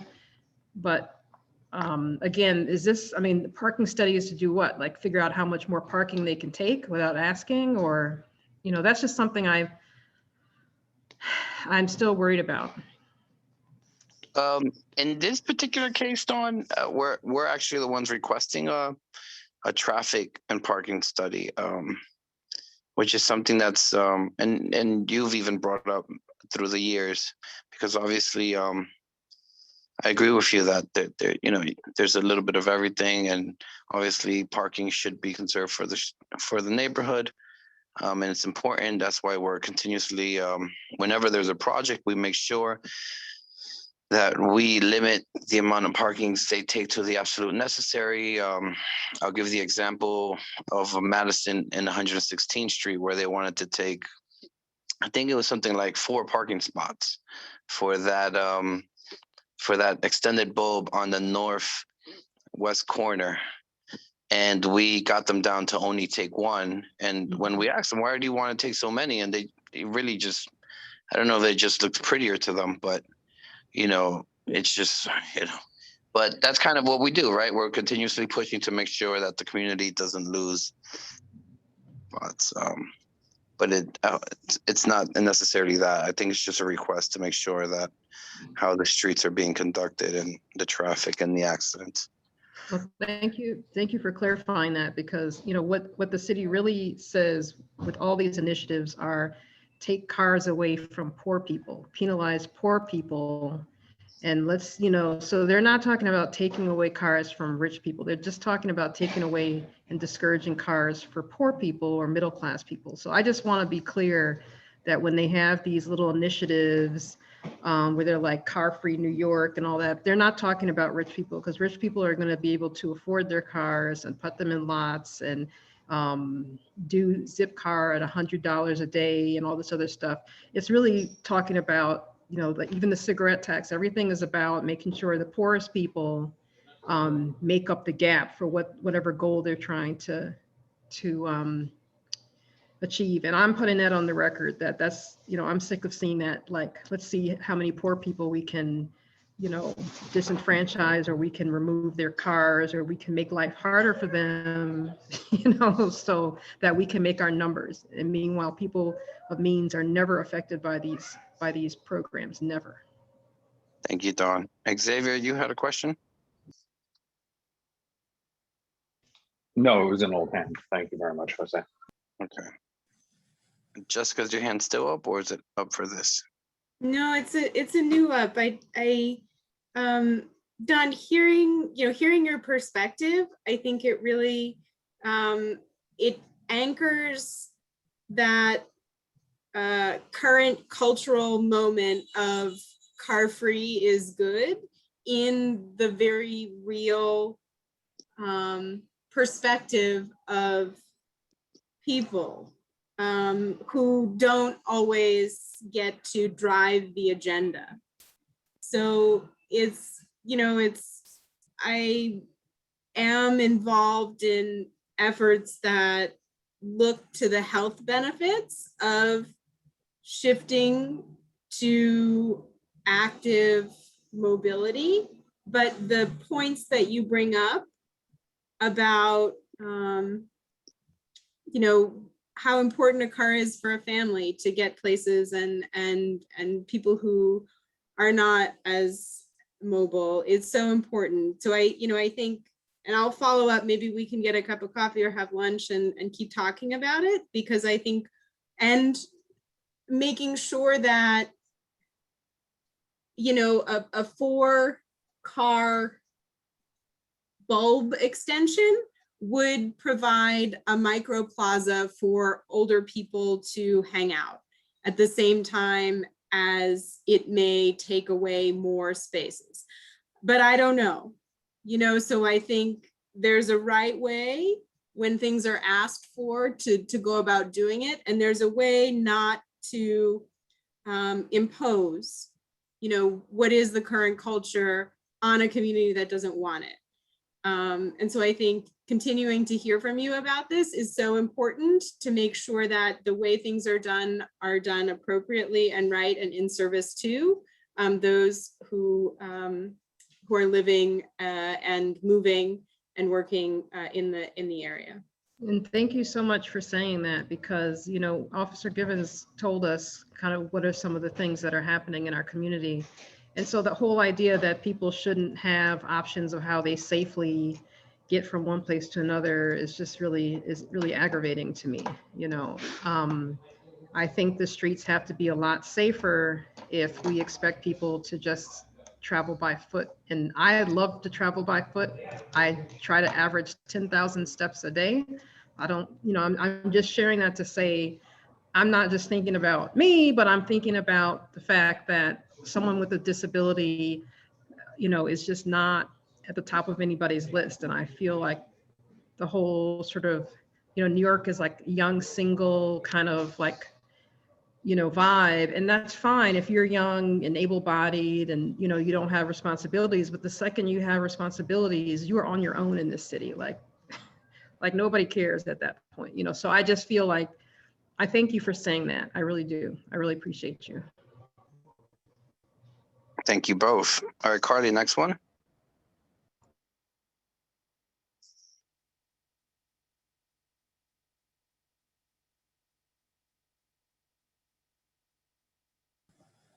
Okay, next one is about improving or increasing maintenance and cleaning services at the 110th, 116th, and 125th Street subway stations. And our lovely boilerplate response. Yay, Want me to go to the next one? please. Okay. Fire prevention and life safety initiatives. This is the Get Alarmed program. Approval of this request is contingent on the receipt of private funding and or budgeted through elected officials funding. We have this on here because they asked us to put it on here. Correct. They just want to keep it on to make sure that they continue getting the funding. Yeah. Let's go on to the next one. And then the last one is another here it is, Don. Provide funding to study the feasibility of establishing a residential parking permit program in East Harlem. Further study by the agency of this request is needed. And that's DOT. Is that our last one? Yeah, that's it. Jessica? This may be one that deserves comment. I don't disagree. So far, we have street lighting, the MAP program, and the study for the residential parking permit. A kind of council ear would be the type of place where this request would resonate in testimony, either written or spoken. No, absolutely. Because I will say that parking permit will help with anyone coming in, leaving their vehicle, but it will also help with let's say a family that has 6 cars and occupy a tremendous amount of the parking, which I happen to know of, and so it's just matter of fact, I know one of my neighbors has 4 cars, and they're all his personal cars, and I'm always like, why do you need 4 cars? But it's he goes through the process and alternate side parking. He does so eventually, residential parking will be able to differentiate and be like, well, this is your household, and we're not going to give you 4 passes. You'll get 1 or 2, and I'm sure they'll come up with some kind of formula, and we'll participate in that. Dawn, you're muted. The other thing is also like, so, my super has Jeeps. He collects Jeeps. He has 2 Jeeps there in the East River Plaza Mall, he doesn't, and then you've got, in June, people can apply for whatever NYCHA parking spots are left over. So if residents don't take all the spots, you can park in a NYCHA lot for, I don't know, $60 maybe $90 a year, $180 a year. They raised it, Dawn, by a lot. A whole lot. They did. I was trying to get one of those, I'll be honest, in Jefferson. And I know people that let them go because the price got so crazy. Oh, wow. I didn't know that. I'm sorry. I knew there was waiting lists for some of them. I knew there was waiting lists for some of them, but that's unfortunate because that would be a good opportunity for people with excess cars to give some money back to the city. I think someone took over the program and they got a little ambitious. Oh, wow. Okay. So they're kind of like pricing a lot of people out. Oh, geez. But I'll dig into that a little bit. All right. So Carly, so far we have, some comments and language, and we can give you some overviews for street lighting. Obviously, the key points would be actual public safety. We can bring up the situation that happened over at Carver Houses on 103rd Street. And, that could have been prevented had those lights been working. And it's important to kind of push that. Our second one was the MAP program. What were the key points? Basically that we thought it was successful and we wanted it in more of our NYCHA housing. Does anyone have? I'm sorry. Go ahead. No, go ahead. In our statement of district needs, there's a lot of mention of youth crime, and specifically youth crews within NYCHA developments. So it's not like it's already a position of the board since you voted on the statement of district needs. So, yeah, I was just gonna pull from that too. For in support of MAP or in support of MAP and lighting? MAP and lighting. It's all there. Sounds good. Anyone else for any comments on this one? Nope. Okay. And then we have the one we just did, which was the funding to study the feasibility of establishing a residential parking permit program in East Harlem. And obviously that would be where meters don't exist, which is for the most part in most of our cross streets, thankfully. If I recall, and I'm sorry if you said this already, this was brought up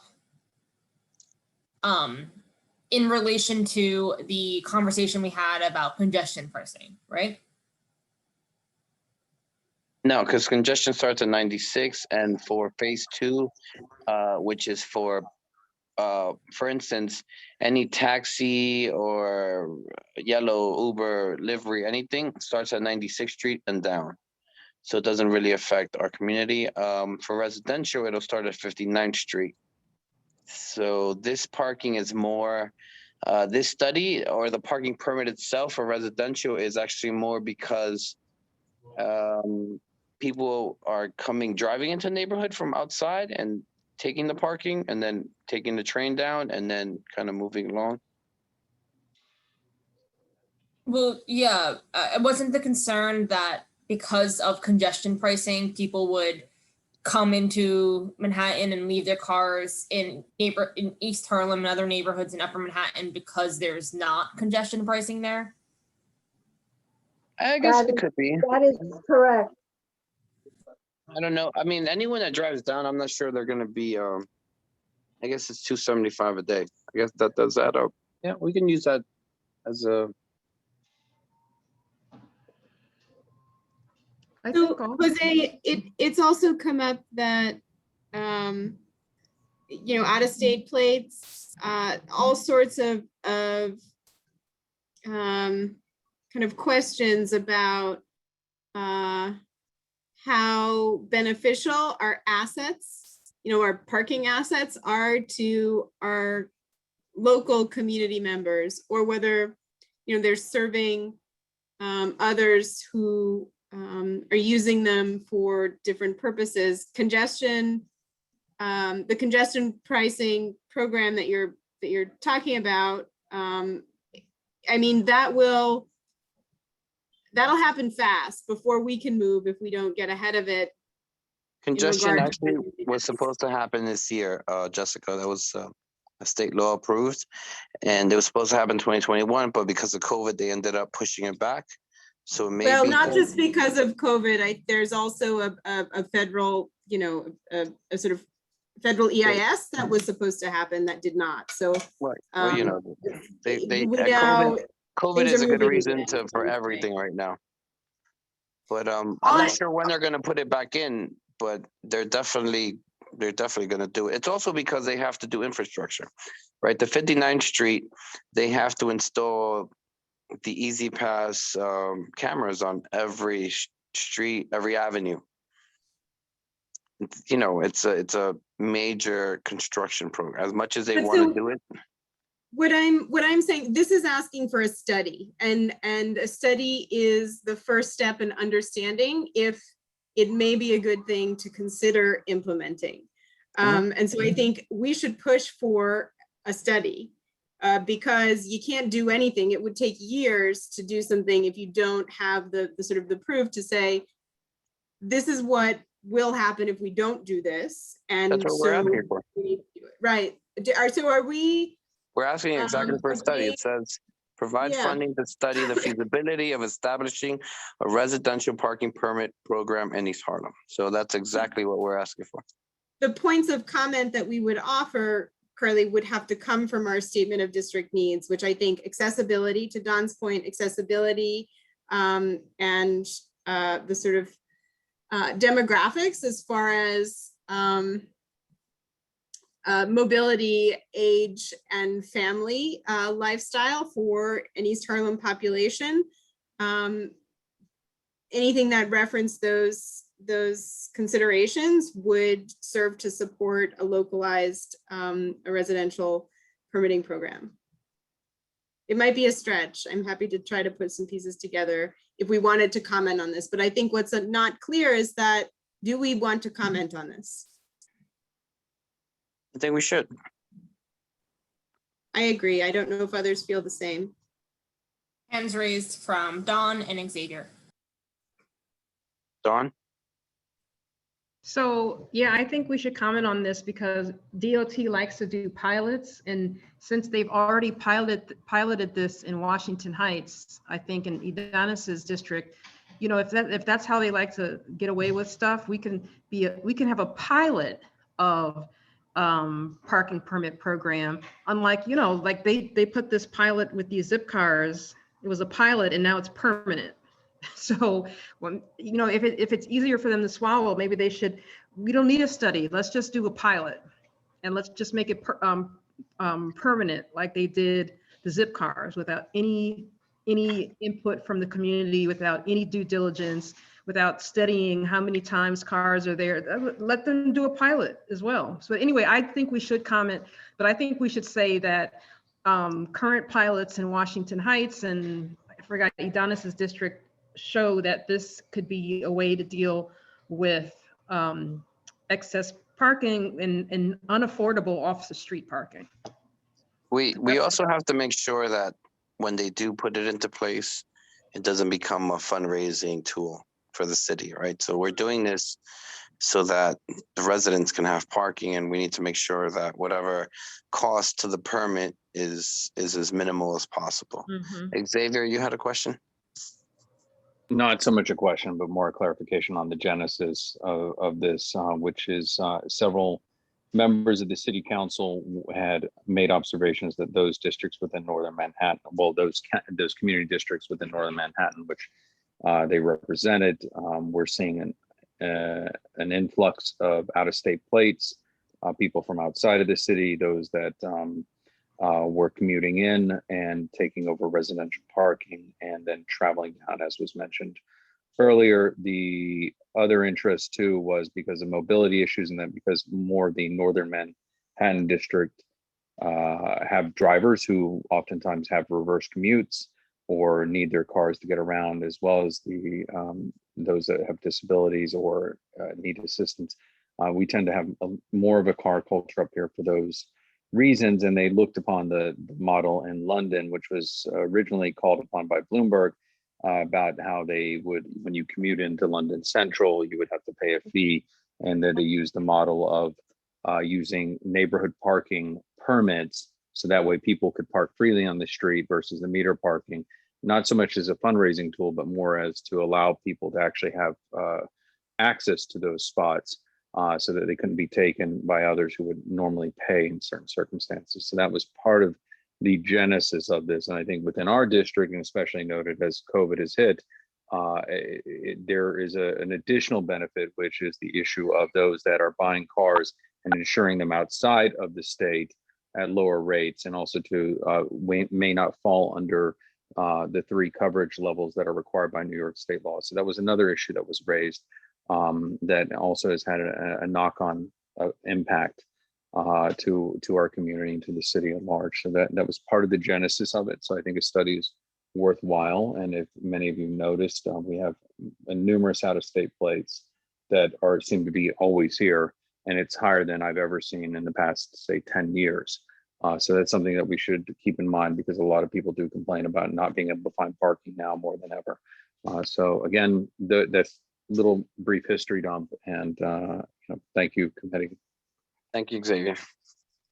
Okay, so those are our 3 comments, Carly.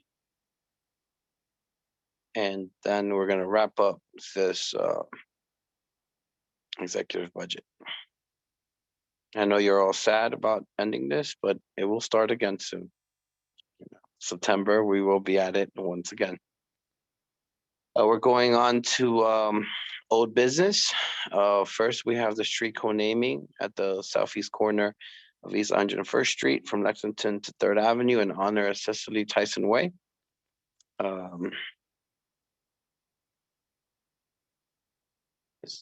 There. As you all know, we had the presentation last month. For those of you who don't know who Cecily Tyson was, or actually, it should be more of a like you didn't know she was from East Harlem. You know, a very accomplished actress, groundbreaking work. Carlos, can you mute yourself, please? And so we're going to take a vote. So I'd like to take a vote now, unless there's any questions in regards to it.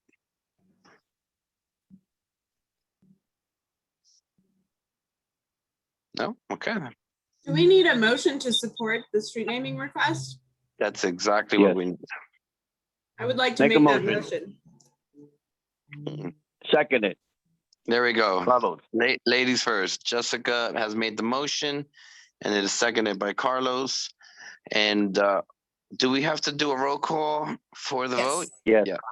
Of course we do. Okay. Altamirano, Yes. Brown, Yes. Yes. Diaz, Yes. Pebrero, Yes. Mac, Yes. Morris, Yes. and Sanders. Yes. Motion carries. Very well. Thank you. Applause.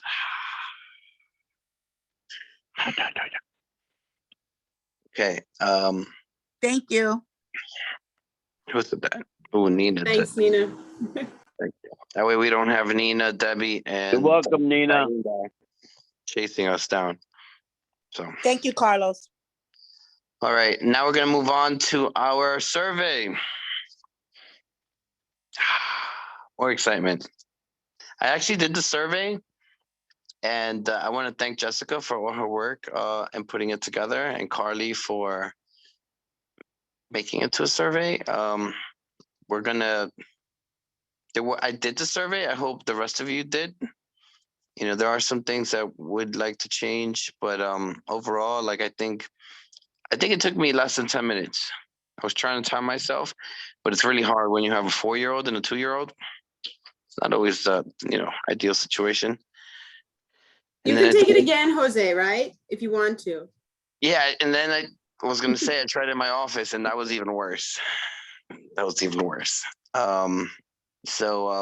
But it's pretty good. I like it. I think it's a great starting point. I think we can iron out every little thing and then start in June.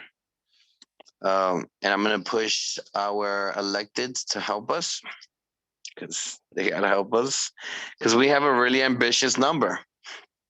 It's ambitious, but honestly, the number should be ambitious so that we can get a real understanding of what the community really wants in terms of their particular areas. Jessica, go ahead. So, Jose, in terms of the outreach strategy, I think, you suggested get our electeds to help. I would, in addition to, asking committee members to take the survey and offer some feedback, which a couple have, and it's been really constructive feedback, so we'll tweak it and try to incorporate that before we roll it out. But also, if you have thoughts on, how to push this, where, if there are organizations you want to make sure we reach out to, that's something to also weigh in on comment wise. I thought like Union Settlement would be a great place to start. Uptown Grand Central, like, the usual suspects that are very active and where people consistently go for help, I think are great places to start. But I'm sure the more the merrier. I think we should actually go through it, and just in case, I'm sure everyone here went through it, of course. But why don't we just go through it really quickly so that we all know what we're talking about? How's that? If you go to the share screen, it's already up. You can zoom in. And Carly, you're gonna take the survey again. Nice. Yolanda's got a question. I don't know. Oh, go ahead, Yolanda. Hi, no, I didn't receive the survey. Which link was it in? It was a follow-up to the agenda. I'll put it in the chat right now. Is that okay, Carly? Yeah, and let's go through it. Jessica, if you could put it in the chat, and let's go through it now so that we could all see it while we're together, at least virtually. So if we could start with the next.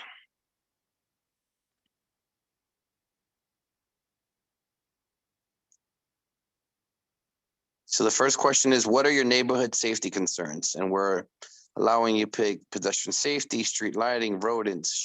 And I will say that rodents are definitely a problem. I mean, I've never seen so many rats.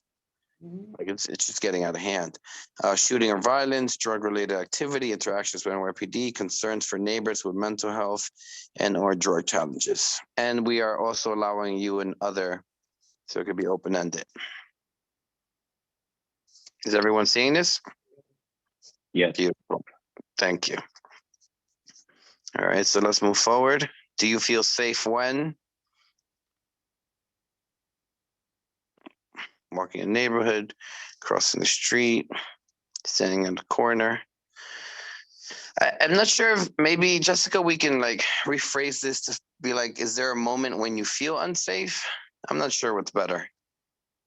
We would hope that most people feel safe most of the time. And if there's maybe a particular time they feel unsafe, but that's just kind of. I think that this question is confusing because you're really just completing, like, it's not clear. Like, does it mean, like, if you check off walking in the neighborhood, does that mean yes, I feel safe, or does it mean no, I don't feel safe? I assume it means yes, but I feel like when it comes to surveys, you should make things very clear.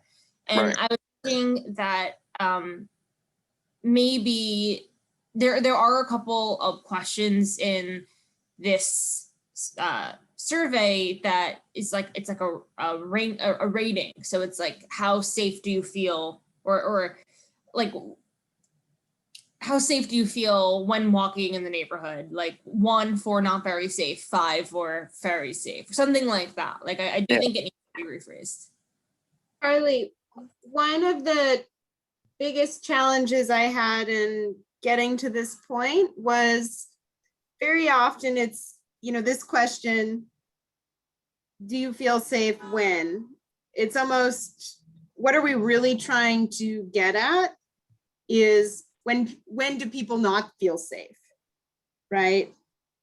Or are we trying to understand where they do feel safe? So I guess I'm not sure what the best way to ask the question is. Do we want to know where people don't feel safe or where they do feel safe? I would hope that they feel safe most of the time. So I would, in my opinion, and again, I'm open to the committee, but I would ask more like, when don't you feel safe? Is there a particular situation that you don't feel safe? But, you know, that's why we're talking about it, so that we can all kind of give our input. Yolanda, go ahead. Oh, no, I'm sorry. I forgot to put it down. Okay. Go ahead.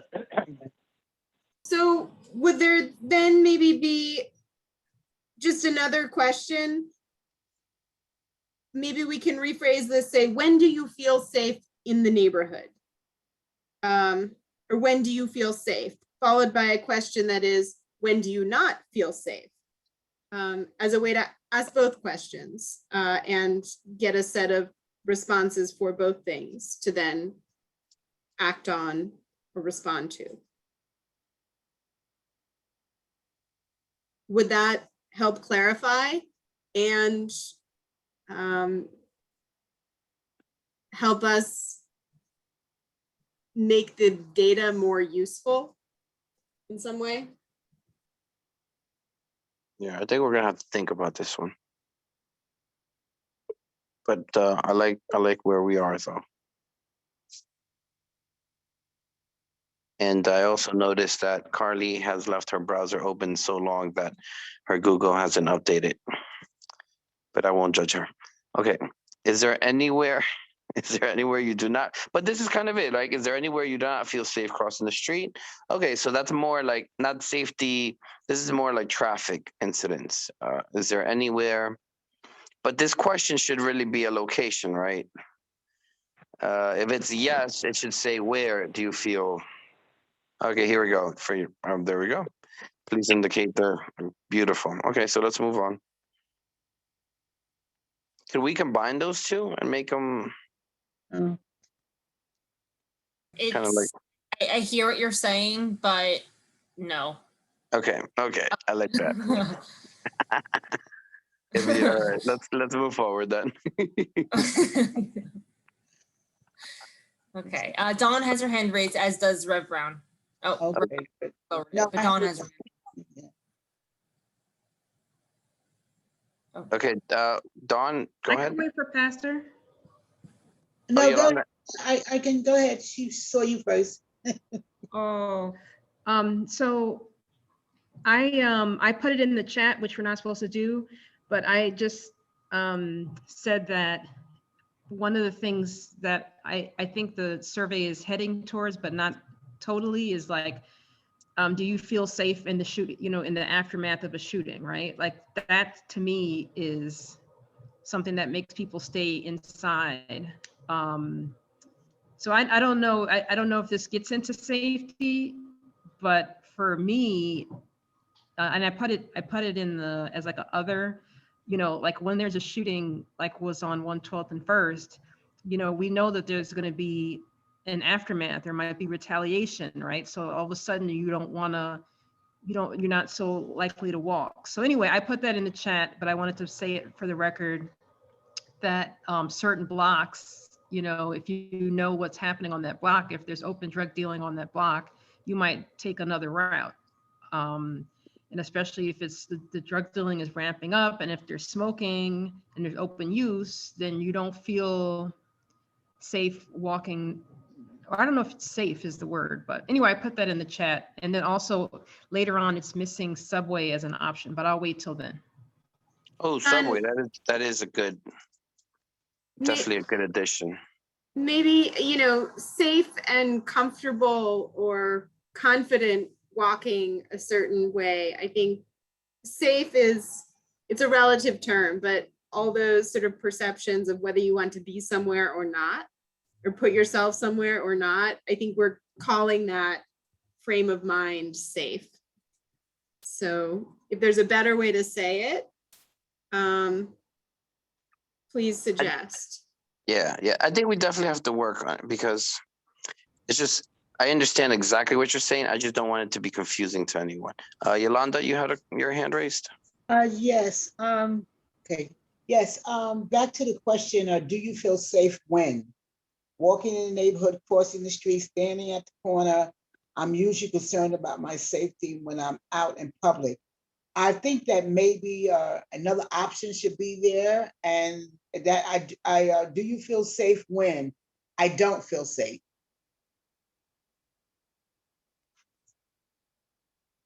Definitely. Yeah, I think that that option should be in this question. So maybe that means reducing it by one and adding another. I don't know. Because we're assuming that people That feel they're feeling safe somewhere. Yeah.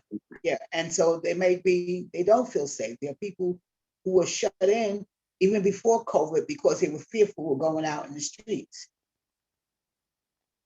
Carly, I'm taking some notes if you're not making real-time changes. Okay, I am. I have a question for Rev Brown.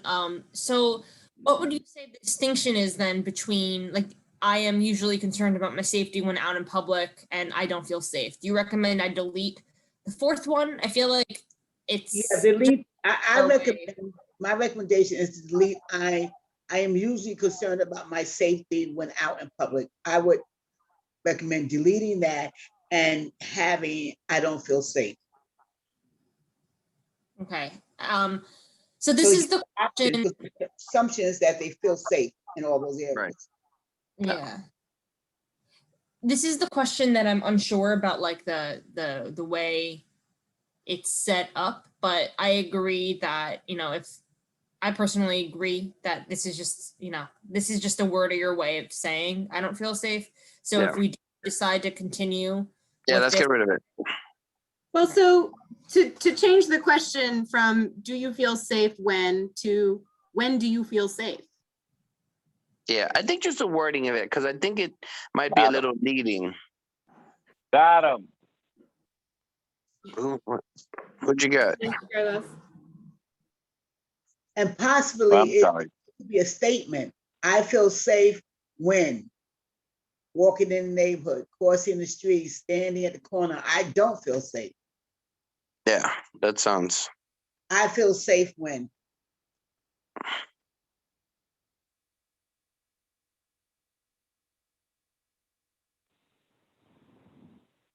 Nice. Yeah, because it feels less leading at that point. We're letting them answer as they. Okay, let's move on.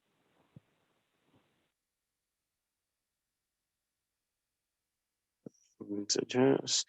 What time do you feel unsafe crossing the intersection listed below, above? Okay.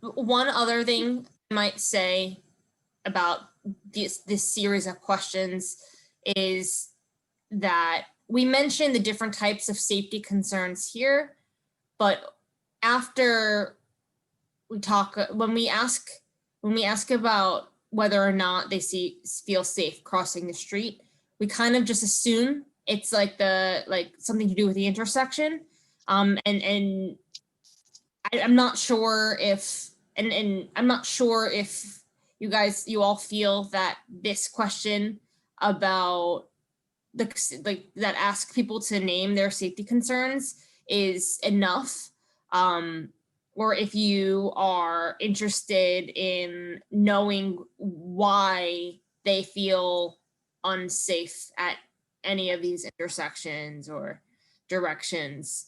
I can, if anything, just ask. I can add here and why or something.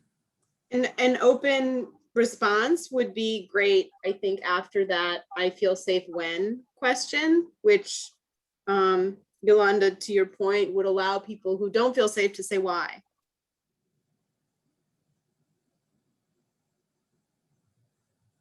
Yeah. Or,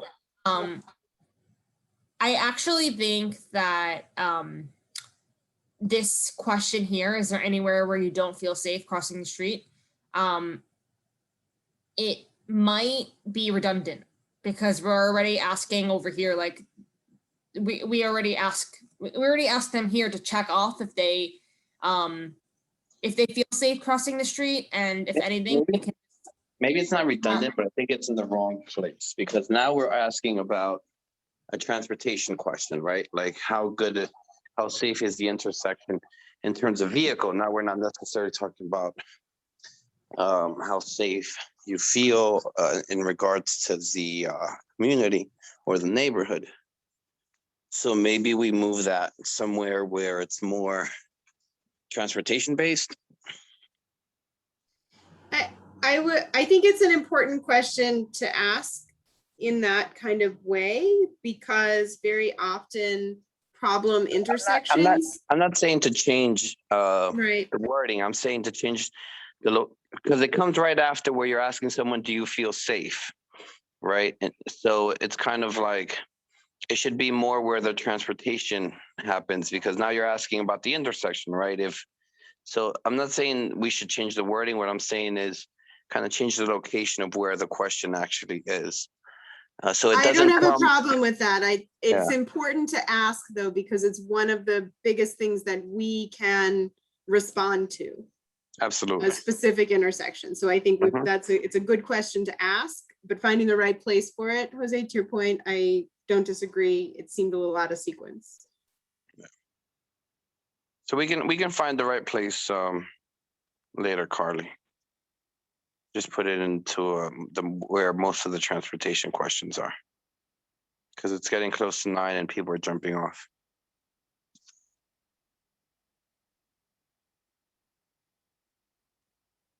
Okay. Oh, Rev Brown has her hand raised. Yes, it's the next section, accessibility, transit, and mobility. Are we there now? I think so. We're at the, are you satisfied with the street lighting on your block? Which I think is great. Yes. And if no, describe your concern. Beautiful.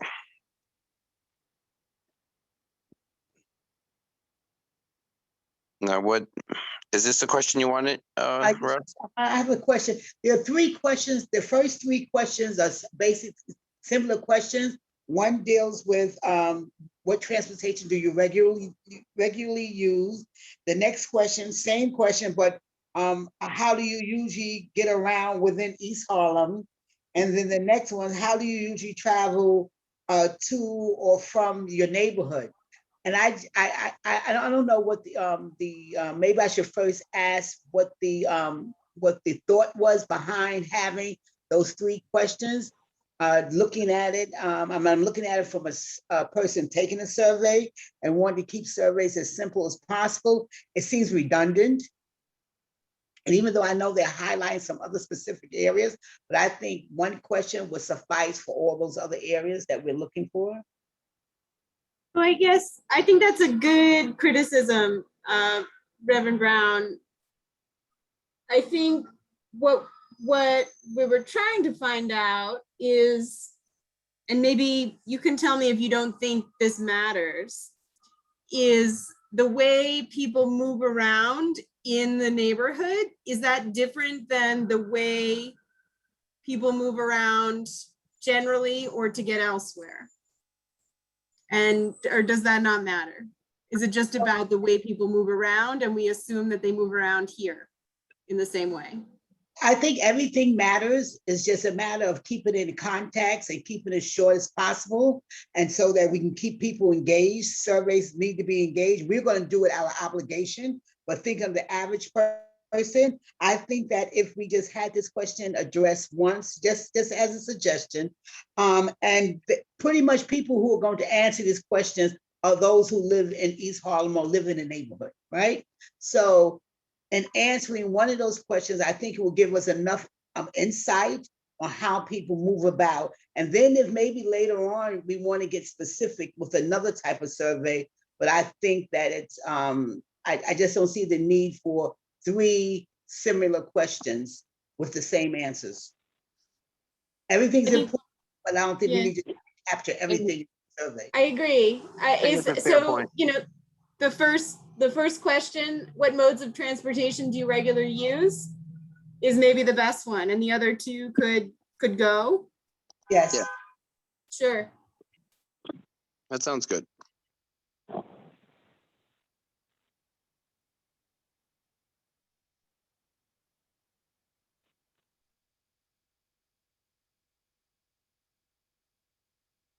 Okay, so now we're back to business.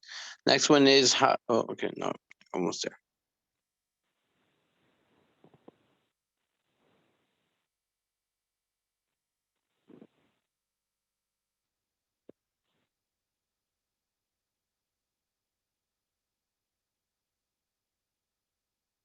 Do you feel safe when you use public transportation in East Harlem? Yes, most of the time, no. That's a very insightful question. How would you rate public transportation servicing the community? 4 to excellent. I think that's great. And feel free to jump in. We're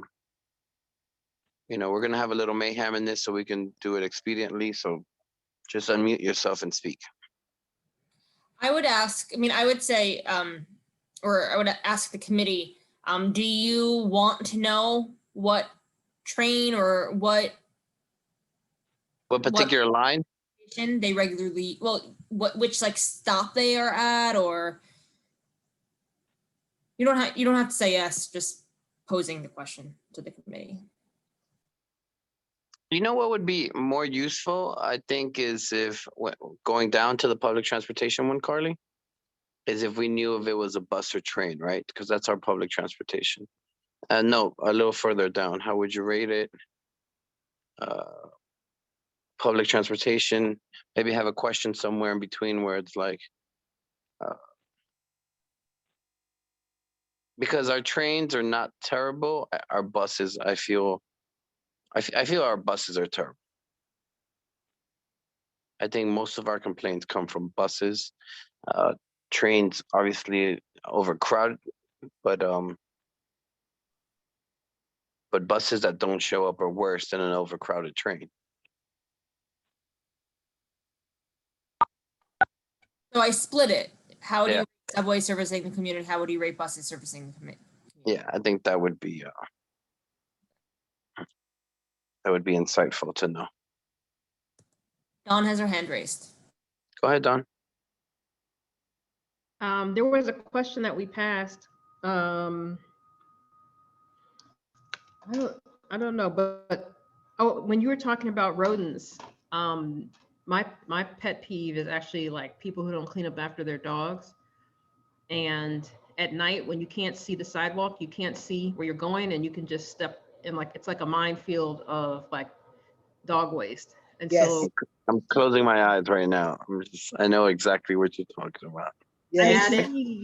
I'd rather a rodent will run away from me, but like poop, I'll just, like you can't see the sidewalk, you'll just be rolling all through all kind of stuff. So anyway, I just feel like I put that as an other. And then the second thing I was going to say for buses versus trains, I mean, the older people that I've spoken to during the pandemic, they went back to the bus, but not the train. Like a lot of people were like, I can get on the bus that's above ground, but I'm not going into the train tunnel, so I think you might find some of the older population are more comfortable with the bus. But I think that was to begin with, though. Okay. Yeah, and particularly because the bus is more accessible. The bus lowers itself down. Yeah. It has the little elevator to pick someone up if they're in a walker. Meanwhile, most trains don't. So I think for the most part, the elderly in our community use the buses more, which is why I want that question there, because who we get most complaints from in terms of service in the buses is the elderly, like by far. But to your comment, Don, I think when it's time to analyze this data, we're gonna have to get your insight, because I think that's where the story comes from, and then what we do from there is how you read the data. So this is just the beginning. Carly, your question was, do we want to know where this service point is, subway or bus?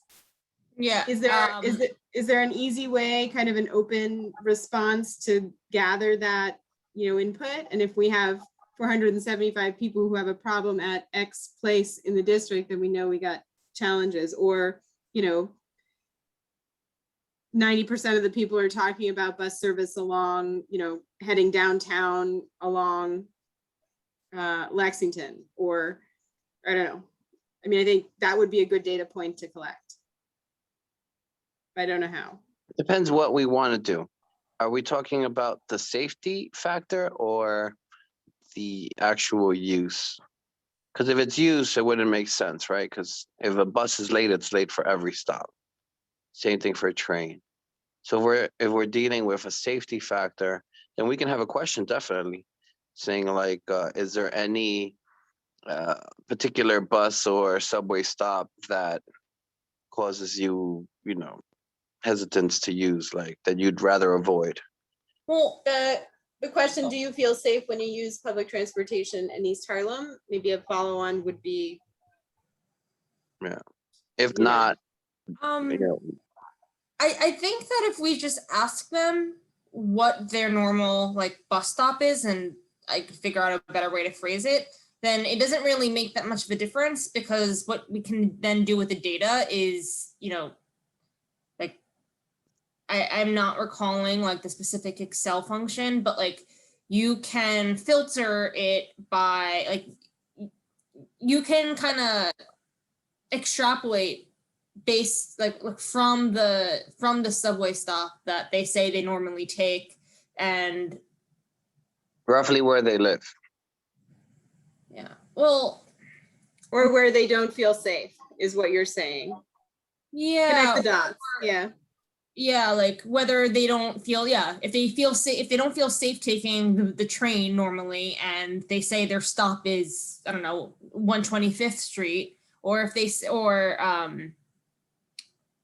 let's see, if they say, if they rate subway servicing the community, or hold on, actually.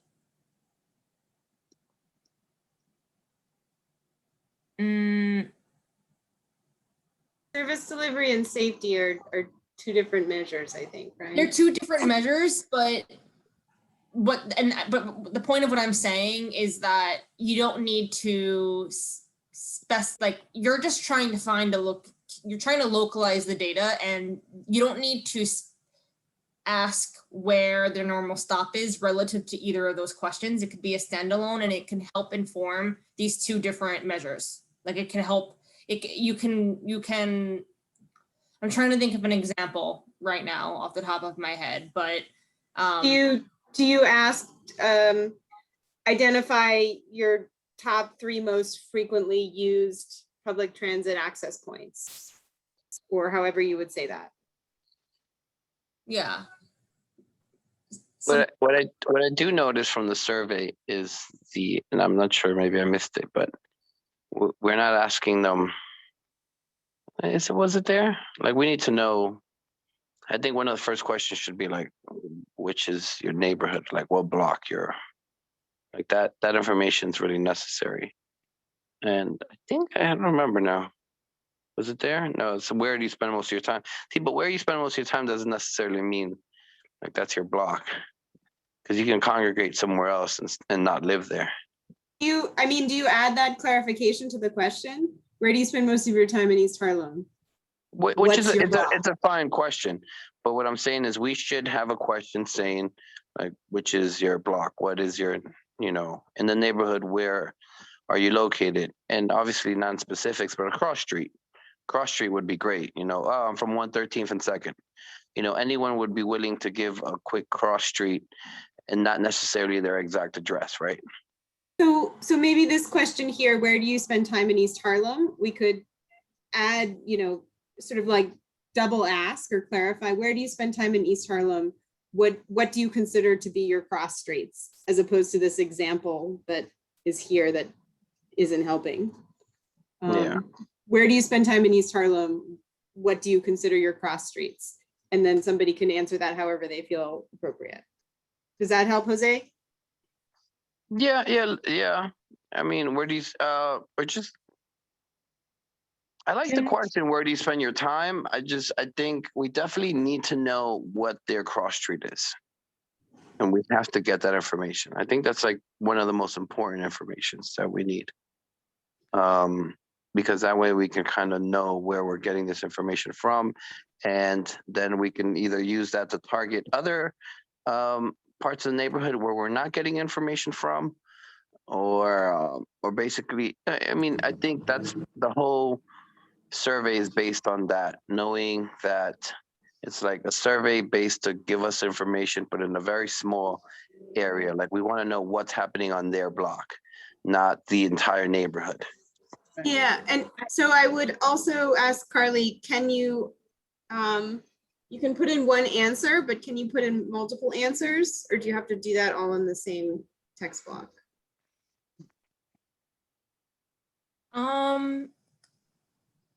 I think you would have to do it in you would have to do it in the same text block. Okay. Yeah. What part of East Harlem are you from? Cross streets. And just that simple. But so I think we do ask whether not everybody who's, and I see Yolanda's hand, so my apologies. Not everybody who may take the survey is necessarily quote from East Harlem. And, you know, It might be live or work, right? They live or work. Maybe. Where do you? There's a question that's that's like, okay. do you live or work here? You know, we're not, that's for the community board, Dawn, live or work. It's, No, we're there's hoping- a question in here. It says, do you live here? How do you, what's your association? Oh, And yeah, I okay, live yeah, here. that's what you were saying. Okay, yeah. No, I meant like a requirement to take this. Like, I'm hoping even if you don't live in East Harlem, we'll take your information, but it's preferred that you live here. Where do Rev, you spend had a time in question? East Harlem? Cross May streets. I make a suggestion? My hand is raised. Go ahead. I'm trying to follow the protocol, but I'm getting overlooked in doing so. Now, look at the survey. I think the work that went into the survey is commendable, and just laying it out. And I know how tedious it can be plotting these things. Now, some of the questions, and as much as we may need answers, we might need to find another way, because I think that the way and this is just a critique, it's not a criticism. I think the way that some of the questions are worded is kind of intrusive, and people have a tendency of pulling back. Where do you spend most of your time? And like, okay, why do you want to know where I spend most of my time? As opposed to, you know, give us a cross street, or what did you say? Jose, the cross streets. What intersections are you from, so to speak? Because where do you spend most of your time? And some of the other questions, they're starting to get a little more personal, and that may have us resulted with half completed surveys. So oftentimes the survey should be specific in trying to get to data, but general enough to engage the customer or the surveyee to take the survey and complete it. What are your cross streets is, I think, what Jose's, or what is your block? What are your cross streets? Does that sound less intrusive, Yolanda, than where you spend time in East Harlem? And I totally agree. I think the tone is everything. And you're right, people will stop and say, nah. Totally. I mean, how it's worded, but something simple like the suggestion that Jose had made. Remember what we're trying to get at, and it's a general survey. If we get too specific with the questions, people are going to start questioning why we're questioning them.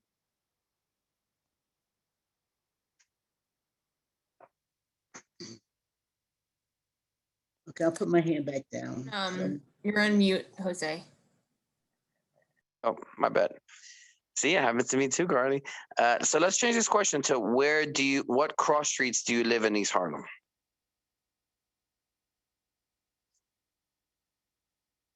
That way we get the information that we want, and not being too, you know, because if we say, hey, what's your address? They're gonna be like, what do you want my address for?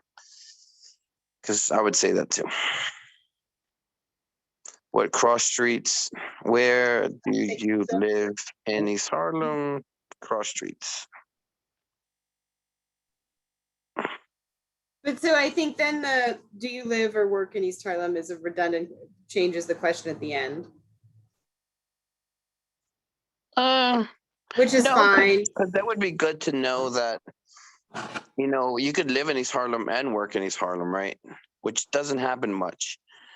One of the biggest complaints is that people have to go outside the neighborhood for employment. So we could probably. I guess I don't disagree with Jose. Everything you were suggesting was wrong with this question, and Yolanda, everything you brought out about, you know, how we were asking the question.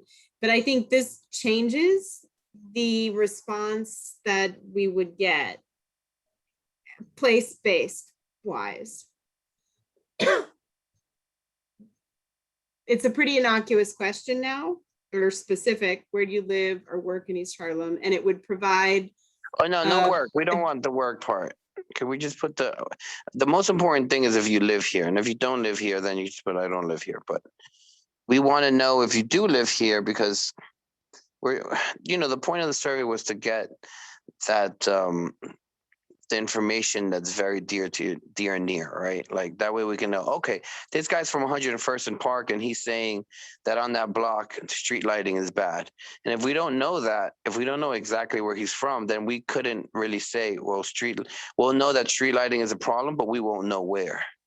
So this question kind of helps us to pinpoint where the problems that he's saying.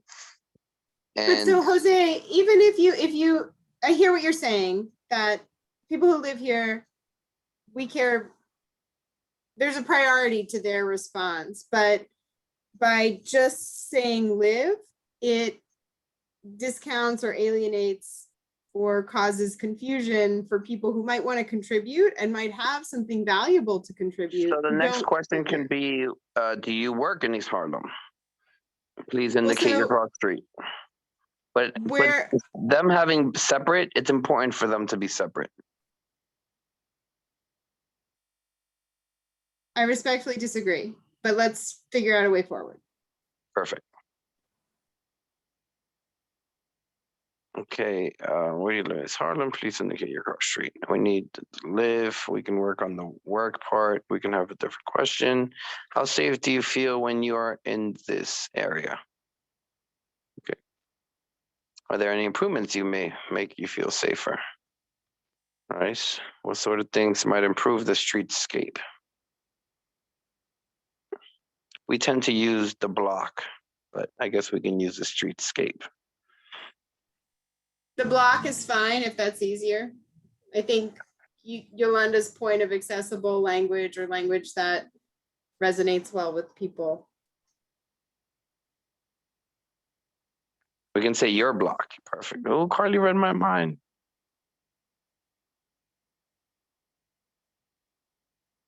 I think there was another place, street instead of road. Yeah. Are there any improvements you would like to see on the streets in your neighborhood? What was that, Yolanda? Where was that?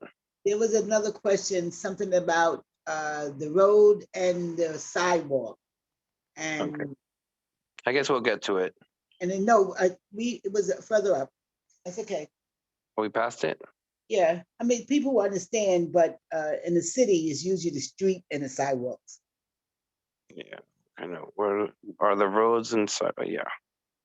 Yep, absolutely right.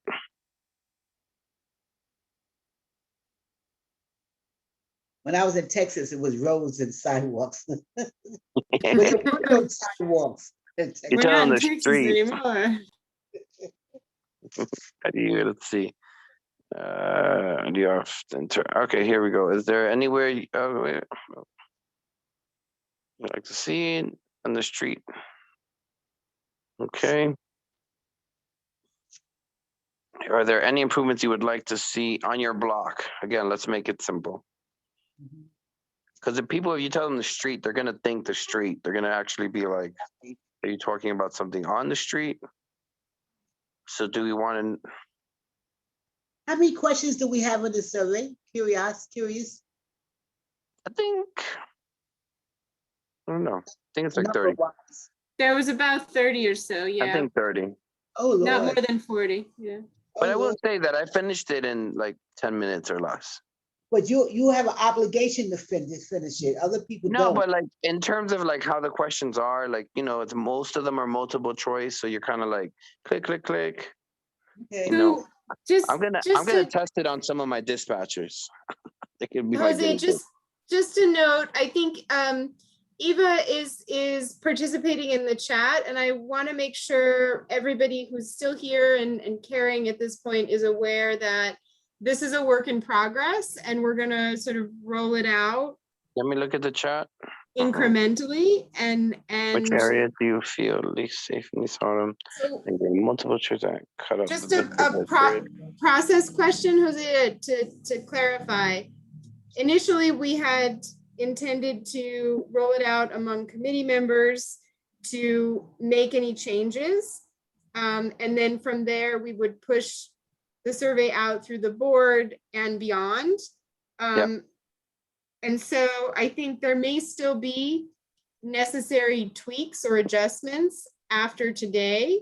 So if it's something we wanted to offer out for input, are we still open to that, or would that require then another committee meeting to give us the green light to go ahead?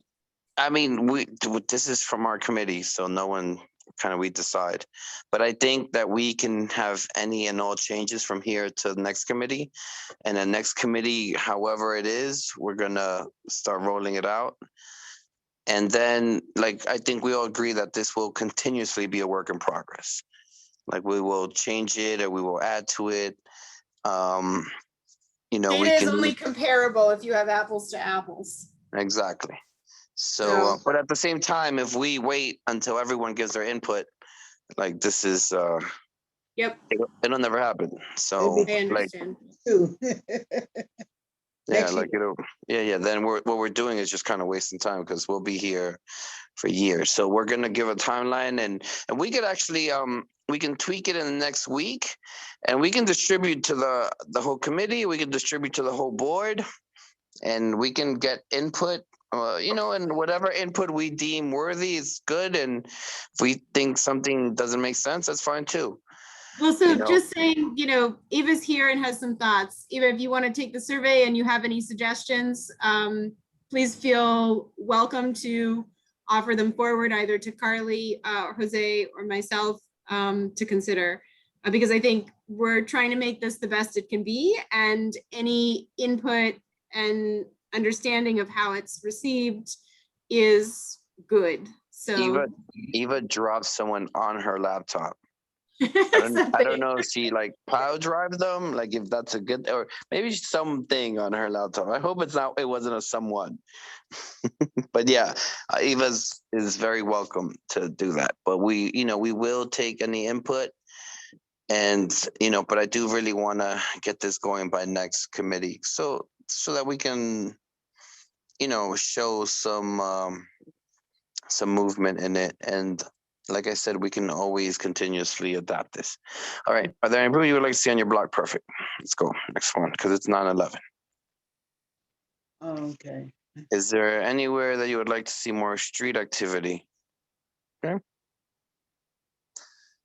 And if anyone has any concern, just don't raise your hand. Just unmute and speak, because Okay, Jose, I Go think ahead. it was a suggestion of taking the tweaks that we're doing now, of rolling it out to the general committee, before, what do you call it, community board, full board, and then we can get it back, take in their suggestions, look at the suggestions, don't respond to them, but consider them in our committee, and we could be done and finished and have the final rollout in our next meeting. Beautiful. That's exactly the plan. Yolanda, Jose, how about, I'm going to propose putting a live link in our meeting minutes. As long as we get the minutes in on time. We will. I'm doing them now as we speak. But that way there, anyone from full board can participate. click on and participate. Yeah, so it's essentially a soft release. Does that sound good? Yeah, okay, good. And it must be obvious, because I don't know if I'm the only one, but with all the communications I get, unfortunately, it's bad for me to do so. I skim through things. So I missed this link before. So if we're going to embed it in the link, let it be somewhere blaringly and saying, take the survey, so that people would take it. Makes sense. Yeah. Does it also make sense to, Carly, have some sort of but don't flyer? like for the full, for the full board. So for the full board, we would be good. So that gives us like 2 weeks to do any of this like small edits, and then we'll use the full board as our guinea pigs. As our laboratory. Exactly. Find it in the minutes, find the link in the minutes, and please take the survey, offer any comments before, the end of the month so we can respond. Also, this is the kind of rollout question to Yolanda, to your point, to make some sort of graphic or flyer or something that contains the link that can sort of grab some attention so that people see it and know to click on it and recognize it as a clear ask, as opposed to an email that gets skimmed and looked over or overlooked. We can That's use the social media for the community board too. Create a banner, don't have to be a designated flyer, but just something that rolls it out and, you know. And that's because I don't read everything that I get. That's my problem. That's my problem too. I'm with you. All right, let's move on. How often do you interact with your neighbors on the street and sidewalks of East Harlem? I think we could just say, how often do you interact with your neighbors of East Harlem? I think the street and sidewalk, like, people are gonna be like, I don't know if it's absolutely necessary. Well, so there's a sort of interior neighbors in my building, in your building, in the building. And then there's an interaction on the street, which those are different things. But I don't know if it matters. They're still your neighbors, all right? Right. And it sounds like there might be a surveillance that's taking place in these questions. We want to be able to have people comfortable with answering. Sure. However, Yolanda, you're our surveillance whip cracker here, I think. Absolutely. If it feels unfriendly, shout. Okay. Let's take out that on the streets and sidewalks. Just put East Harlem. Oh, I was just about to say something for the streets and sidewalks, because I don't answer my door and I don't knock on others' doors, but like when the trash is going out, or like if I go to move my car, like I'll encounter like 3 or 4 people on the street, and I'll just be standing on the street talking to them. But those are And, your neighbors, though. That's interacting with your neighbors too. Yeah, it's your neighbors. Yeah, that's true. I'm sorry. You're right. But I don't generally, like, I'm not interacting inside the building. Everything happens outside. Or in the hallway, I guess, but. Now we know not to knock on your door. You won't answer. If you need me to sign something, just text me. I'll come out and do it. Just for the record, this is really hard what we're trying to do. Some people, it's their whole life to design surveys to get people to respond. So perfection's the enemy of the good. We're trying to do our very best. But I think the input that Don, Yolanda, insight that you are providing, Jose, everyone. You've done I hope it works. I hope it works. You've done it. What's our next question? We are a committee and you took the ball and you led with it. Thank you so much. Absolutely. Thank you, Jessica. We're gonna about you. We're gonna need you to analyze the data too. So Do you report any encounter on the street? Oh, yeah, this is great. Boom. It's pretty simple. Yes, no. And then where do you report? Beautiful. What is your relationship to East Harlem? Oh, see, that's nice. I live here, I work here. I visit friends or family here. We have a lot of people that visit family and friends here. Or all of the above. Yeah. And they're allowed to click more than one. Okay. So, yeah. Have you ever attended a CB meeting or event? Okay, that's good. We would like to know that. I'm not sure. What would they? They're not sure. They got different problems. What is your approximate age? Boom. You're a person with disability? Yes, no. I prefer not to say. Yeah, that's good. It's very PC. Okay. The age question. Can we put ranges? like that. Yeah. Like That'd be great. Yeah, So like they do. There's a standard set. We can There's research. a standard set. Absolutely. Yeah. Yeah, that would be great. I like that too. The less they type, the better. That's my way of surveys. Exactly. And the least the questions. And please provide your email address so that we can share the results with you. Would you like to provide ask a question? Yeah. Would you like us to share the results with you? Provide your email address.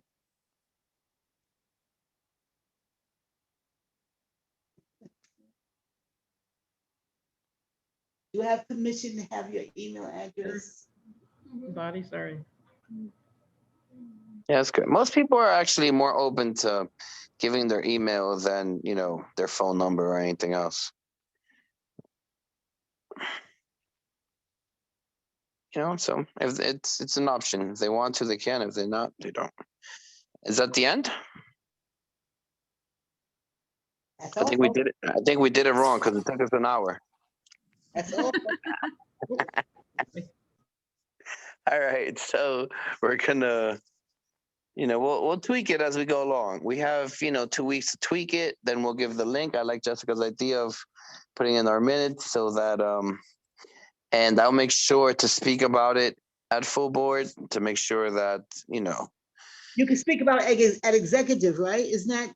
Yeah, I before- can speak about executive. Well, lately executive has been a little different. You know, we've had a lot of work to do there, but technically executive comes after full board. Oh, is it? Okay. So yeah. And lately it's been like that. Before it was prior, so it's kind of like already redundant by the time, you know, Okay. we want to be ready for full board, and we'll make sure, you know, that we're going to judge any of the community board members that don't participate. They're going to be forewarned that we would definitely judge them. Yeah, let's use all avenues to get it out. Okay. They don't have to take it, but they're going to take it. It's like Yeah. that. Yeah, obligation, you know. That's right. We require your participation. Yeah. Everyone else, you know, it's different, but Yes. they, you know, as friends of the community board, we can get away with that. All right, what else do we have now? Where are we at? Let's look. I think we're getting to the end. Oh, we have some new business, which was, it's not a discussion, but we want to bring it up. We discussed it with Carly and Jessica. It's something that Dawn brought up to us regarding the brand new NYPD Bureau of Interagency Operations. And let me pull up, basically this new bureau is supposed to help to transition interagency work in regards to like mental health protocols. So it's kind of something that we've been working on over the time. Basically, we're not sure what will result from this because this was just created, but hopefully better education for NYPD. This relates very much with the forum that Jessica is putting together in regards to, you know, how we should handle those in our neighborhoods with mental health. So it's pretty interesting. It's definitely a good, it's a positive step for the NYPD. Here we are. They're outlining an ecosystem of 7 interagency programs aimed at better serving people with mental illness and addiction issues, promoting public safety while treading the fine line of protecting civil rights and liberties of all parties. And I'm sure if Cindy was here, she'd be very happy to hear this. But we did want to let everyone know that this was happening. And thank you, Dawn, for bringing this up to us.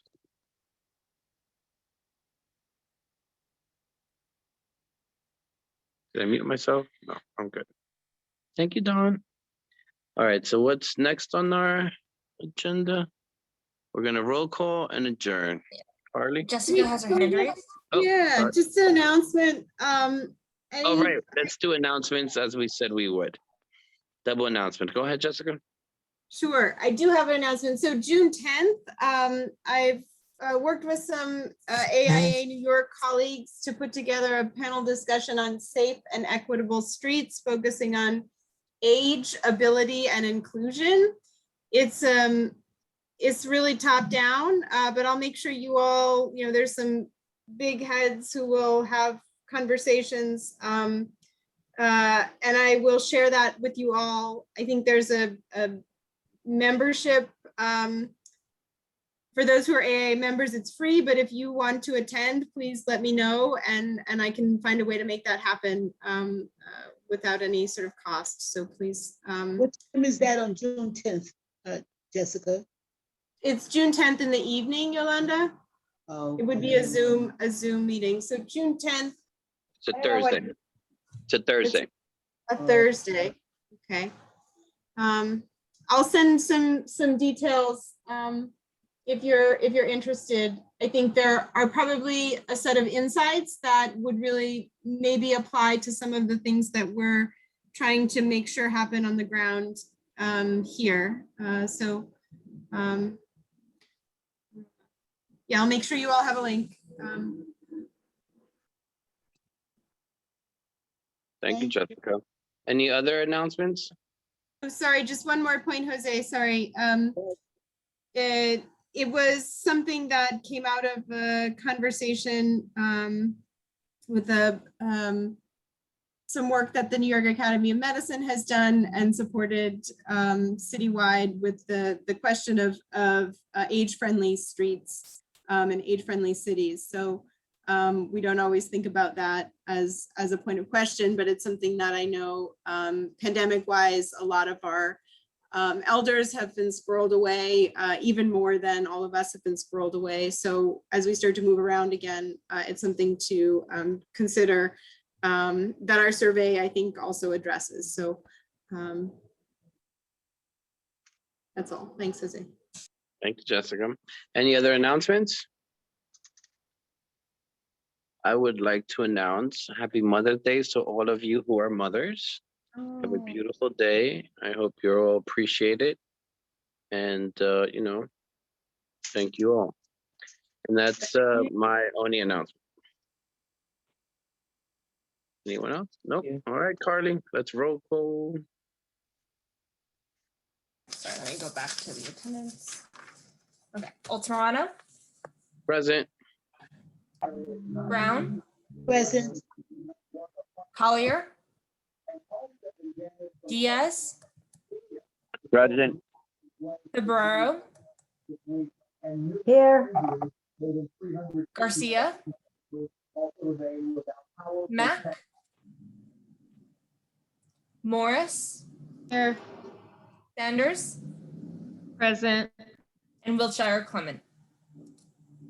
Okay, thank you all. Thank you all. Have a great night. Thank you for Good night. doing the work of the Good night. community. We appreciate you all.